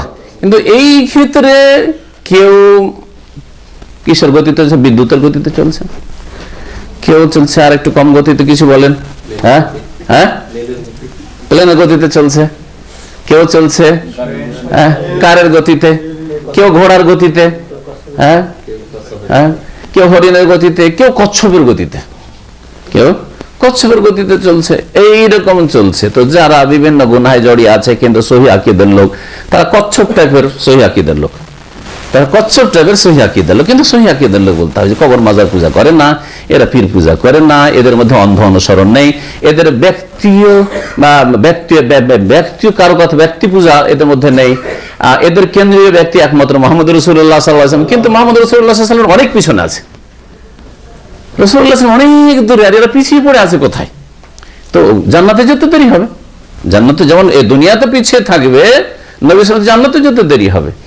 তো এই হচ্ছে আসলে, কিন্তু একেবারে দু চারটা গুনহার জন্য ওকে একবারে খারিজ করে দেওয়া, হ্যাঁ না, হ্যাঁ যতটা বেরিয়ে আছে ততটা বেরিয়ে আছে, যদি তার আসল ইসলাম টিকে থাকে। কিন্তু যাদের টার্গেটই আলাদা, যারা কোন তরিকার, আপনি এই লোক ভাই বলছে আমি ভাই চিশতিয়া তরিকার লোক, তাহলে সে দাম আমি যেতে চায় না, ও যাবে খবর অন্য শহরে যাবে, ওর টার্গেটই আলাদা, ওর টার্গেট রাসূলুল্লাহ তরিকা না, বোঝা গেছে না? তার যতই ভালো আমল করুক কিন্তু নবী সাল্লাল্লাহু আলাইহি ওয়াসাল্লাম দূরে চলে যাচ্ছে, দূরে চলে যাচ্ছে, এই হচ্ছে পার্থক্য। জি, তো যারা ভুল আকীদার লোক, তারা যতই ভালো ইবাদত বন্দেগী করুক আর যতই বেশি পরিমাণ নামাজ পড়ুক, অনেক নফল পড়ে, অনেক তাহাজ্জুদ পড়ে, এশা রাকাত সালাতুদ দুহা, আর তাদের মন গড়া আবার আওয়াবিনও পড়ে, কিন্তু এগুলো কাজে আসবে না, কারণ তাদের টার্গেট মুহাম্মদ রাসূলুল্লাহ অনুসরণ নয়, সাহাবায়ে কেরামের অনুসরণ নয়, তাবেঈনদের অনুসরণ নয়। কারণ চিশতিয়া, নকশবন্দিয়া, সাবেরিয়া, মুজাদ্দিদিয়া, অমুক তমুক এগুলি নবী সাল্লাল্লাহু আলাইহি ওয়াসাল্লাম, সাহাবায়ে কেরাম, তাবেঈন, তাবেঈনের যুগে ছিল না। জি, স্ত্রীর পৈতৃক সম্পত্তি, ওয়ারিশের সম্পত্তি, সেটার প্রতি স্বামী কতটুকু দাবি করতে পারে বা স্বামী কতটুকু হক আছে? স্ত্রী তার বাবার বাড়ি থেকে, বাপের হোক অথবা মায়ের হোক, ধন সম্পদ ভাগে পেয়েছে, টাকার আকারে হোক অথবা জমির আকারে হোক, ঠিক আছে, অথবা গোল্ডের আকারে হোক, যে কোনো আকারে হোক না কেন, ভাগ পেয়েছে। ভাগের ক্ষেত্রে ছেলের জন্য দ্বিগুণ আর মেয়ের জন্য একগুণ। আল্লাহ বলেছেন লিযাকারি মিসলু হাযিল উনসায়াইন, কোরআনে কারীমে সূরা নিসাতে আল্লাহ পাক বয়ান করে দিয়েছেন, ঠিক আছে না? এটা যখন নিয়ে আসলো তখন ওই মহিলারই ব্যক্তি মালিকানা পুরোপুরি, স্বামীর কোনো অধিকার ওই স্ত্রী বেঁচে থাকাকালীন নেই, তাতে কোনো অধিকার নেই। স্বামী বেঁচে থাকতে থাকতেই যদি স্ত্রী মারা যায়, ধরেন স্ত্রীর প্রপার্টি আছে, বাপের বাড়ি থেকে 10 বিঘা জমি নিয়ে এসছে, ঠিক আছে, আর তারপরে স্ত্রী মারা গেল, এখন এই স্বামী বেঁচে আছে, এখন স্ত্রীর ধন সম্পদে ওর একটা ভাগ আছে, স্বামী হিসাবে ওর একটা ভাগ আছে, পুরো না, ওর একটা ভাগ আছে, ছেলে মেয়েও আছে, তাদেরও ভাগ আছে। এখন দেখতে হবে কার কতটা ভাগ, আল্লাহ পাক শরীয়ত ততটা পাবে। স্বামীর জন্য যদি ছেলে মেয়ে না থাকে তাহলে কতটা রয়েছে? দেখি কারো কিছু জানা আছে কিনা? হ্যাঁ, কেন জানেন না? ওয়ালাকুম নিসফু মা তারাকা আজওয়াজুকুম ইন লাম ইয়াকুন লাহুন্না ওয়ালাদ, সূরা নিসা। কেউ হাফেজ আছে এখানে? জি না, আমি তো পড়ে দিলাম। ওয়ালাকুম নিসফু, হে পুরুষরা তোমাদের জন্য অর্ধেক রয়েছে। ওয়ালাকুম নিসফু মা তারাকা আজওয়াজুকুম, তোমাদের স্ত্রীরা যা ছেড়ে যাবে, তোমাদের স্ত্রীদের পরিত্যক্ত ধন থেকে তোমাদের জন্য অর্ধেক রয়েছে। ইন লাম ইয়াকুন লাহুন্না ওয়ালাদ, তাদের যদি ছেলে মেয়ে না থাকে, ওই মহিলার কোনো ছেলে মেয়ে হয়নি, আর বাপের বাড়ি থেকে ধন সম্পদ পেয়েছে, ওর বাপের কাছ থেকে মায়ের কাছ থেকে 10 বিঘে পেয়েছে, তাহলে এই স্বামী কতটা পেয়ে যাবে? 5 বিঘা। আর 5 বিঘার জন্য লোভ করা যাবে না, তাহলে কে নেবে? আমার স্ত্রীর ধন আবার কে নেবে? আমার ছেলে মেয়ে নেই, আমি সবটা নেবো না, তোমার না, এটা এখন বাকিটা কে নেবে? ওর ভাইয়েরা নেবে, ওর ভাইয়েরা পাবে, ওর ভাইয়েরাকে দেবো, আমার স্ত্রীর ধন এইটা চলবে না, আল্লাহ ভাগ করে দিয়েছে। তা বাকি 5 বিঘা যাচ্ছে ওইটা আবার চলে যাবে ওই যে মহিলার ভাইদের ঘরে চলে যাবে আবার। এবার বুঝতে পেরেছেন? ছেলে মেয়ে আছে, স্ত্রী মারা যাচ্ছে, আর স্বামী আছে বেঁচে, আর ছেলে মেয়ে আছে। আল্লাহ বলছেন যে হ্যাঁ, ফাইন কানা লাহুন্না ওয়ালাদুন ফালাকুমুর রুবু মিম্মা তারাকনা, তোমাদের জন্য রুবু রয়েছে, মানে 4 ভাগের 1 ভাগ রয়েছে। হ্যাঁ, ফাইন কানা লাহুন্না ওয়ালাদুন, তাদের যদি ছেলে মেয়ে থাকে তাহলে ফালাকুমুর রুবু, তোমাদের জন্য কি রয়েছে? 4 ভাগের 1 ভাগ রয়েছে। তাহলে 4 আর না, যে 10 বিঘা জমি নিয়ে এসে থাকে বাপের বাড়ি থেকে 2.5 বিঘা মাত্র পাবেন, আর বাকি 7.5 বিঘাতে যদি ওই মহিলার ছেলে মেয়ে থাকে সবগুলি তার ভাগ করে নেবে। তার মানে আপনার ছেলেমেয়েরা আপনার চাইতে বেশি পাবে। আপনি 4 আনা পেলেন, আর এক ছেলে যদি থাকে বাকিও 7.5 বিঘা পুরোটাই পাবে। আর ছেলে মেয়ে ধরেন, হ্যাঁ, একটা মেয়ে আছে আর একটা ছেলে আছে, তখন ওইভাবে ভাগ করবেন 7.5 বিঘাকে। তার মানে মেয়েটার জন্য 1 ভাগ আর ছেলের জন্য 2 ভাগ, তো 2.5 বিঘা 2.5 বিঘা 2.5 বিঘা করে। এই মেয়েটাকে 2.5 বিঘা আর ছেলেগুলোকে, হ্যাঁ, ছেলেগুলোর জন্য তখন এইরকম। তো এইভাবে আল্লাহ পাক রব্বুল আলামিন ভাগ করে দিয়েছেন, কিন্তু তাতে সে নিজের মালিকানা বসিয়ে দিবে যে, তারপরে শ্বশুর বাড়ি ঝগড়া করে যে আমার হক দাও। তোমার কিসের হক আছে? কোনো হক নেই। স্ত্রী বেঁচে থাকতে হক না, স্ত্রী মরে যাওয়ার পরে কোনো হক নেই আপনার। বোঝা গেছে না? বহু কারণে এটা মহিলাদেরও ব্যক্তি মালিকানা রয়েছে, পুরো তার মালিকানা স্বাধীন রয়েছে। আপনাকে যদি একটা পয়সাও না দেয়, আপনার অসন্তুষ্ট হওয়া আল্লাহকে অসন্তুষ্ট করবে। আপনি কেন অসন্তুষ্ট হবেন? তার ভরণ পোষণ ফরজ হয়ে গেছে। আমার সংসার চালাবে যেন তুমি দিবে না? আরে আমি এত টাকা খরচ করছি, তুমি কিছুই দিবে না? এইসব বলার অধিকার আপনার নেই। আপনি বিয়ে করে নিয়ে এসেছেন, ওর খরচ আপনাকে দিতে হবে। আপনার ছেলে মেয়ে, সুতরাং ওদেরও খরচ আপনাকে দিতে হবে। ওকে কিছুই দেওয়া লাগবে না। সে যদি কিছু দেয় তাহলে শুকরিয়া আদায় করে, জাযাকাল্লাহ খাইর বলেন, যে তুমি অনেক সহযোগিতা করলে, যে তোমার উপর আল্লাহ ফরজ করেন, তবু আমার কি করো? সহযোগিতা করো। জি হ্যাঁ। আর প্রশ্ন আছে, ছোট্ট একটা প্রশ্ন। বুখারীর হাদিসে আছে, মানে বোঝা যাচ্ছে পরস্পর বিরোধী। মা আয়েশা রাদিয়াল্লাহু তাআলা থেকে উনি নবী সাল্লাল্লাহু আলাইহি ওয়াসাল্লাম আল্লাহকে দেখেননি। আর অন্য হাদিসে আনাস বিন মালিক রাদিয়াল্লাহু তাআলা বলেছেন যে রাসূল সাল্লাল্লাহু আলাইহি ওয়াসাল্লাম আল্লাহকে দেখেছেন। এর মধ্যে সমন্বয় কি? নবী করিম সাল্লাল্লাহু আলাইহি ওয়াসাল্লাম আল্লাহকে দেখেন নাই, এটা হচ্ছে ঠিক। সাহাবায়ে কেরামদের সকলের প্রায় মত। এক দুটো রিওয়ায়াত রয়েছে যে তিনি দেখেছেন, কিন্তু নবী সাল্লাল্লাহু আলাইহি ওয়াসাল্লামকে যখন জিজ্ঞাসা করে সে দেখার অর্থ কি, রাআইতু নূরান, আমি আলো দেখেছি, আমি জ্যোতি দেখেছি। তারপরে এইরকম রয়েছে, হাল রাআইতু রাব্বাকা নূরুন আন্না আরাহু, তিনি তো নূর আর নূর, জ্যোতি আর জ্যোতি আমি কি করেই দেখতে পারি। বোঝা গেছে? আর নবী সাল্লাল্লাহু আলাইহি ওয়াসাল্লাম সম্পর্কে মা আয়েশা সবচাইতে বেশি জানেন, সুতরাং তিনি বলেছেন, তো মান হাদ্দাসাকুম, তোমাদের কেউ যদি বলে যে আন্না মুহাম্মাদান রাআ রাব্বাহু, মুহাম্মদ সাল্লাল্লাহু আলাইহি ওয়াসাল্লাম নিজের চোখ দিয়ে রবকে আল্লাহকে দেখেছেন, ফাকাদ আযামাল ফিরিয়াতা, তাহলে চরম মিথ্যা কথা বললেন। এই বিষয় এটাই ঠিক, তিনি আল্লাহ পাকের জাতকে দেখেননি, বরং আল্লাহ পাকের নূরের তাজাল্লি, হ্যাঁ, সেটা দেখেছেন, ব্যাস এতটুকু। অথবা আর একটা সমন্বয় করা যাবে, সেটা হচ্ছে স্বপ্ন যুগে তিনি দেখেছেন। স্বপ্নে অনেক কিছু দেখা যেতে পারে, স্বপ্নে অসম্ভব জিনিস দেখা যেতে পারে, কিন্তু বাস্তবে স্বপ্নে আজকে আপনি আদমকে দেখতে পারেন, মুসাকে দেখতে পারেন। আচ্ছা, রাআইতু রাব্বি ফি আহসানি সূরা, আমি আমার রবকে দেখেছি অত্যন্ত সুন্দর রূপে, সুন্দর আকৃতিতে। তো কথা হচ্ছে যে নবী করিম সাল্লাল্লাহু আলাইহি ওয়াসাল্লাম দেখেছেন, মানে স্বপ্নে দেখেছেন, কিন্তু মেয়েরাজ যে সচক্ষে দেখেছেন এটি ভুল, এটি আহলে সুন্নাত ওয়াল জামাতের আকীদা নাই। বোঝা গেছে? এটা হচ্ছে শাড়ি ব্লাউজ পরা কি মুসলিম মহিলাদের যায়? শাড়ি ব্লাউজ পরা মুসলিমদের জন্য যায়। শাড়ি ব্লাউজ দিয়ে যদি পর্দা করা সম্ভব হয় তাহলে বাইরে জায়েজ, কিন্তু পর্দা হয় না সেজন্য বাইরে জায়েজ নয়। বাকি বাড়ির মধ্যে যদি পড়ে তো জায়েজ রয়েছে। শাড়ি ব্লাউজটা প্রথম দিকে যদিও হিন্দু মহিলারা ব্যবহার করে থাকে, কিন্তু যেহেতু এটা বাঙালিদের মহিলাদের পোশাকে পরিণত হয়েছে, অমুসলিমদের পোশাকটা যতদিন পর্যন্ত অমুসলিমদের হয়ে থাকবে ততদিন জায়েজ নয় সেটা। কিন্তু সেটা যদি ব্যাপক আকারে মুসলিমরা গ্রহণ করে নিয়ে থাকে আর সেটা অমুসলিমদের পোশাক বলে বিবেচিত না হয়, বোঝা গেছে, তাহলে সেটা তখন মুসলিমদের জন্য জায়েজ, কোনো আপত্তি নাই। কিন্তু ভালো করে মনে রাখবেন, বাড়ির ভিতরের পোশাকের কথা আলাদা আর বাড়ির বাইরের কথা আলাদা। বাড়ির ভিতরে স্বামীর সামনে যদি হয় তাহলে শাড়িও তো থাকতে পারে, ব্লাউজও থাকতে পারে, তার পেট পিট কেন গোটা শরীরও যদি খোলা থাকে। কিন্তু একজন মুসলিম সবসময় খোলা থাকবে না, প্রয়োজনে খুলতে পারে, কিন্তু টাইট শর্ট পরতে পারে, টাইট শর্ট পরতে পারে স্বামীর সামনে, কিন্তু ছেলে মেয়েদের সামনে না। ছেলে মেয়েদেরকে তরবিয়ত দিতে হবে। আপনার মেয়ে যদি 5 বছরের থাকে আর একটু টাইট ফিট যদি মহিলা পরে থাকে, তাহলে ওই মেয়েটা কি শিখবে? ওগুলোই পড়া শিখবে, ভাববে যে এটা বাইরে হয়তো চলবে, এইভাবে ভুল পথে চালিত হইতে পারে। ছেলে মেয়েরা বড় হয়ে গেলে তাদের সামনে ওইভাবে চলবে না যেভাবে স্বামীর সামনে চলে বা ছোট বাচ্চাদের সামনে চলে। সুতরাং এগুলোর খেয়াল রাখতে হবে।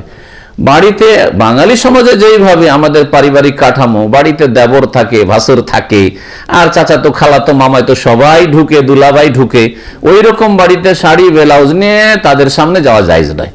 কারণ পেট পিট খুলবেই দুলাভাইয়ের সামনে, পেট পিট খুলবেই দেবরের সামনে, সুতরাং হারাম এই লেবাস। কিন্তু যেমন বললাম, যদি শাড়ি পরে থাকে নিজের স্বামীর সামনে আর ছেলে মেয়েদের সামনে তো জায়েজ রয়েছে। পেট পিট যদি বড় ছেলেদের সামনেও খুলে তো কোনো অসুবিধা নেই, জায়েজ রয়েছে। এটা অমুসলিমদের লেবাস নয়। জি, এইরকমই মনে রাখবেন। এই টিপের ক্ষেত্রে যারা বাড়াবাড়ি করে ফতোয়া দিয়েছে যে টিপ দেওয়া কাফেরদের, এই ফতোয়া ঠিক নয়। এই ক্ষেত্রে হ্যাঁ, পতিতাদের, মুশরিকদের এই টিপ লাগানো এটা ভুল ফতোয়া, এই ফতোয়া ঠিক নাই। বোঝা গেছে? যদি এটা শুধু পতিতার মধ্যেই সীমিত থাকতো, অথবা হিন্দু মহিলারা শুধু টিপ লাগায় আর কোন মুসলিম লাগাই দেয়, আজকাল হাজার হাজার নয় লাখ লাখ মহিলারা টিপ লাগাচ্ছে, ঠিক না? তো টিপটা ঠিক ওই ব্লাউজ শাড়ির মতো। ব্লাউজ শাড়ি এক যুগে হয়তো প্রথম দিকে হিন্দুরাই পরেছে, কিন্তু বাঙালি মহিলারা ওইটাকে এমন ভাবে ইউজ করেছে যে এখন মুসলিমদের পোশাকে পরিণত হয়েছে। ওই রকম যদি টিপ দেই তো এই টিপ, কিন্তু টিপটা যেন এমন না হয় যে উজুর পানি ভিতরে ঢুকবে না, এরকম না হয়, এরকম না হয়, বা উজুর সময় সেটা খুলে ফেলবে, মাসিক অবস্থায় পড়লো, তো কোনো অসুবিধার কথা নাই। এই বিষয়ে সবসময় মনে রাখবেন যে ভালো যারা আলেম, গবেষক ওলামা, তাদের ফতোয়া নেবেন। আর কোথায় ইব্রাহিম আলাইহিস সালামের জামানে কি কিচ্ছা ঘটেছে, কিচ্ছা হয়েছে কিনা, তোর সনদটাই কোথায় মজবুত, কেমন করে প্রমাণ করবেন আজকে থেকে 5000 বছর আগে এই ঘটনা ঘটেছিল, যে ওই পতিতারা যারা টিপ দিয়েছিল আর এই ছিল, এই কিচ্ছাই সত্য কিনা তাই বা কে জানে? কোরআন আছে, রাসূলের কোন একটা হাদিসে আছে এই কিচ্ছা? তা ইতিহাস মিথ্যা হইতে পারে, সনদ ছাড়া কোনো কথা শরীয়তে চলবে না হালাল হারাম করার জন্য। সুতরাং টিপের ব্যাপারে কিছু আলেমরা শক্ত ফতোয়া দিয়ে রেখেছে, এই ফতোয়াটি সহি নয়। বেশ কিছু গবেষক আলেমদের সাথে আমি মত বিনিময় করে দেখেছি যে তাদের মত এটাই। কিন্তু যেটা এখনো হিন্দুদের পোশাক বলে বিবেচিত, হিন্দুদের ধর্মীয় রং অথবা হিন্দু জাতির পোশাক, হ্যাঁ, হিন্দু জাতির সভ্যতা, সেটা জায়েজ নয়। যেমন ধুতি এখনো হিন্দুদের হয়ে রয়েছে, সেটা ধুতি কোনো মুসলিমের জন্য জায়েজ নয়, বুঝছেন না? প্যান্ট শার্ট ঠিক শাড়ির মতো। প্যান্ট শার্টটা প্রথম কারা শুরু করেছে? ইংরেজরা শুরু করেছে, কিন্তু মুসলিমরা এত বেশি ব্যবহার করেছে যে এখন আর ওটা ইংরেজদের পোশাক নয়। সুতরাং আজকে ফতোয়া দেবেন যে প্যান্ট শার্ট পরা হারাম? না, কখনো না। প্যান্ট শার্ট পরা জায়েজ, কিন্তু লেবাসের কিছু শর্ত রয়েছে, সেই শর্তগুলি সামনে রাখতে হবে। টাকনা নিচে গেলে হারাম হয়ে যাবে। হ্যাঁ, আর নামাজ পড়তে রুকু সিজদাতে গিয়ে এইদিকে নাভির নিচে চলে যাচ্ছে, এইদিকে এমন টান দিচ্ছে, কয়েকদিন আগে একটা লোককে দেখছি এদিকে গেঞ্জিটাও শর্ট, আর গেঞ্জি টান দিচ্ছে ওপর দিকে, প্যান্ট টান দিচ্ছে পিছন দিক, আর পিছন দিক থেকে এমন ভাবে খুলেছে আউযুবিল্লাহ, পিছন দিকের যে ফাটল শুরু হয় তাও খুলে যাচ্ছে, ফাটল শুরু হয় খুলে যাচ্ছে। তা হারাম, এই নামাজই হবে না। সতর ঢাকলো না, আপনার লজ্জাস্থান আবৃত হইল না। এই শর্তগুলি পুরা করে যদি প্যান্ট শার্ট পরে অসুবিধা নেই। ওই রকমই যদি শাড়ি ব্লাউজ পরে আর সে যদি পর্দা ঠিক রাখে তাহলে জায়েজ রয়েছে, অথবা স্বামীর সামনে পরে তো জায়েজ রয়েছে, কারণ ওটা আর হিন্দুদের পোশাক নয়, যেমন প্যান্ট খ্রিস্টানদের পোশাক নয়। হ্যাঁ, করা যাবে। وقفت حروفي وقفت حروفي وقفت حروفي عند باب نشيد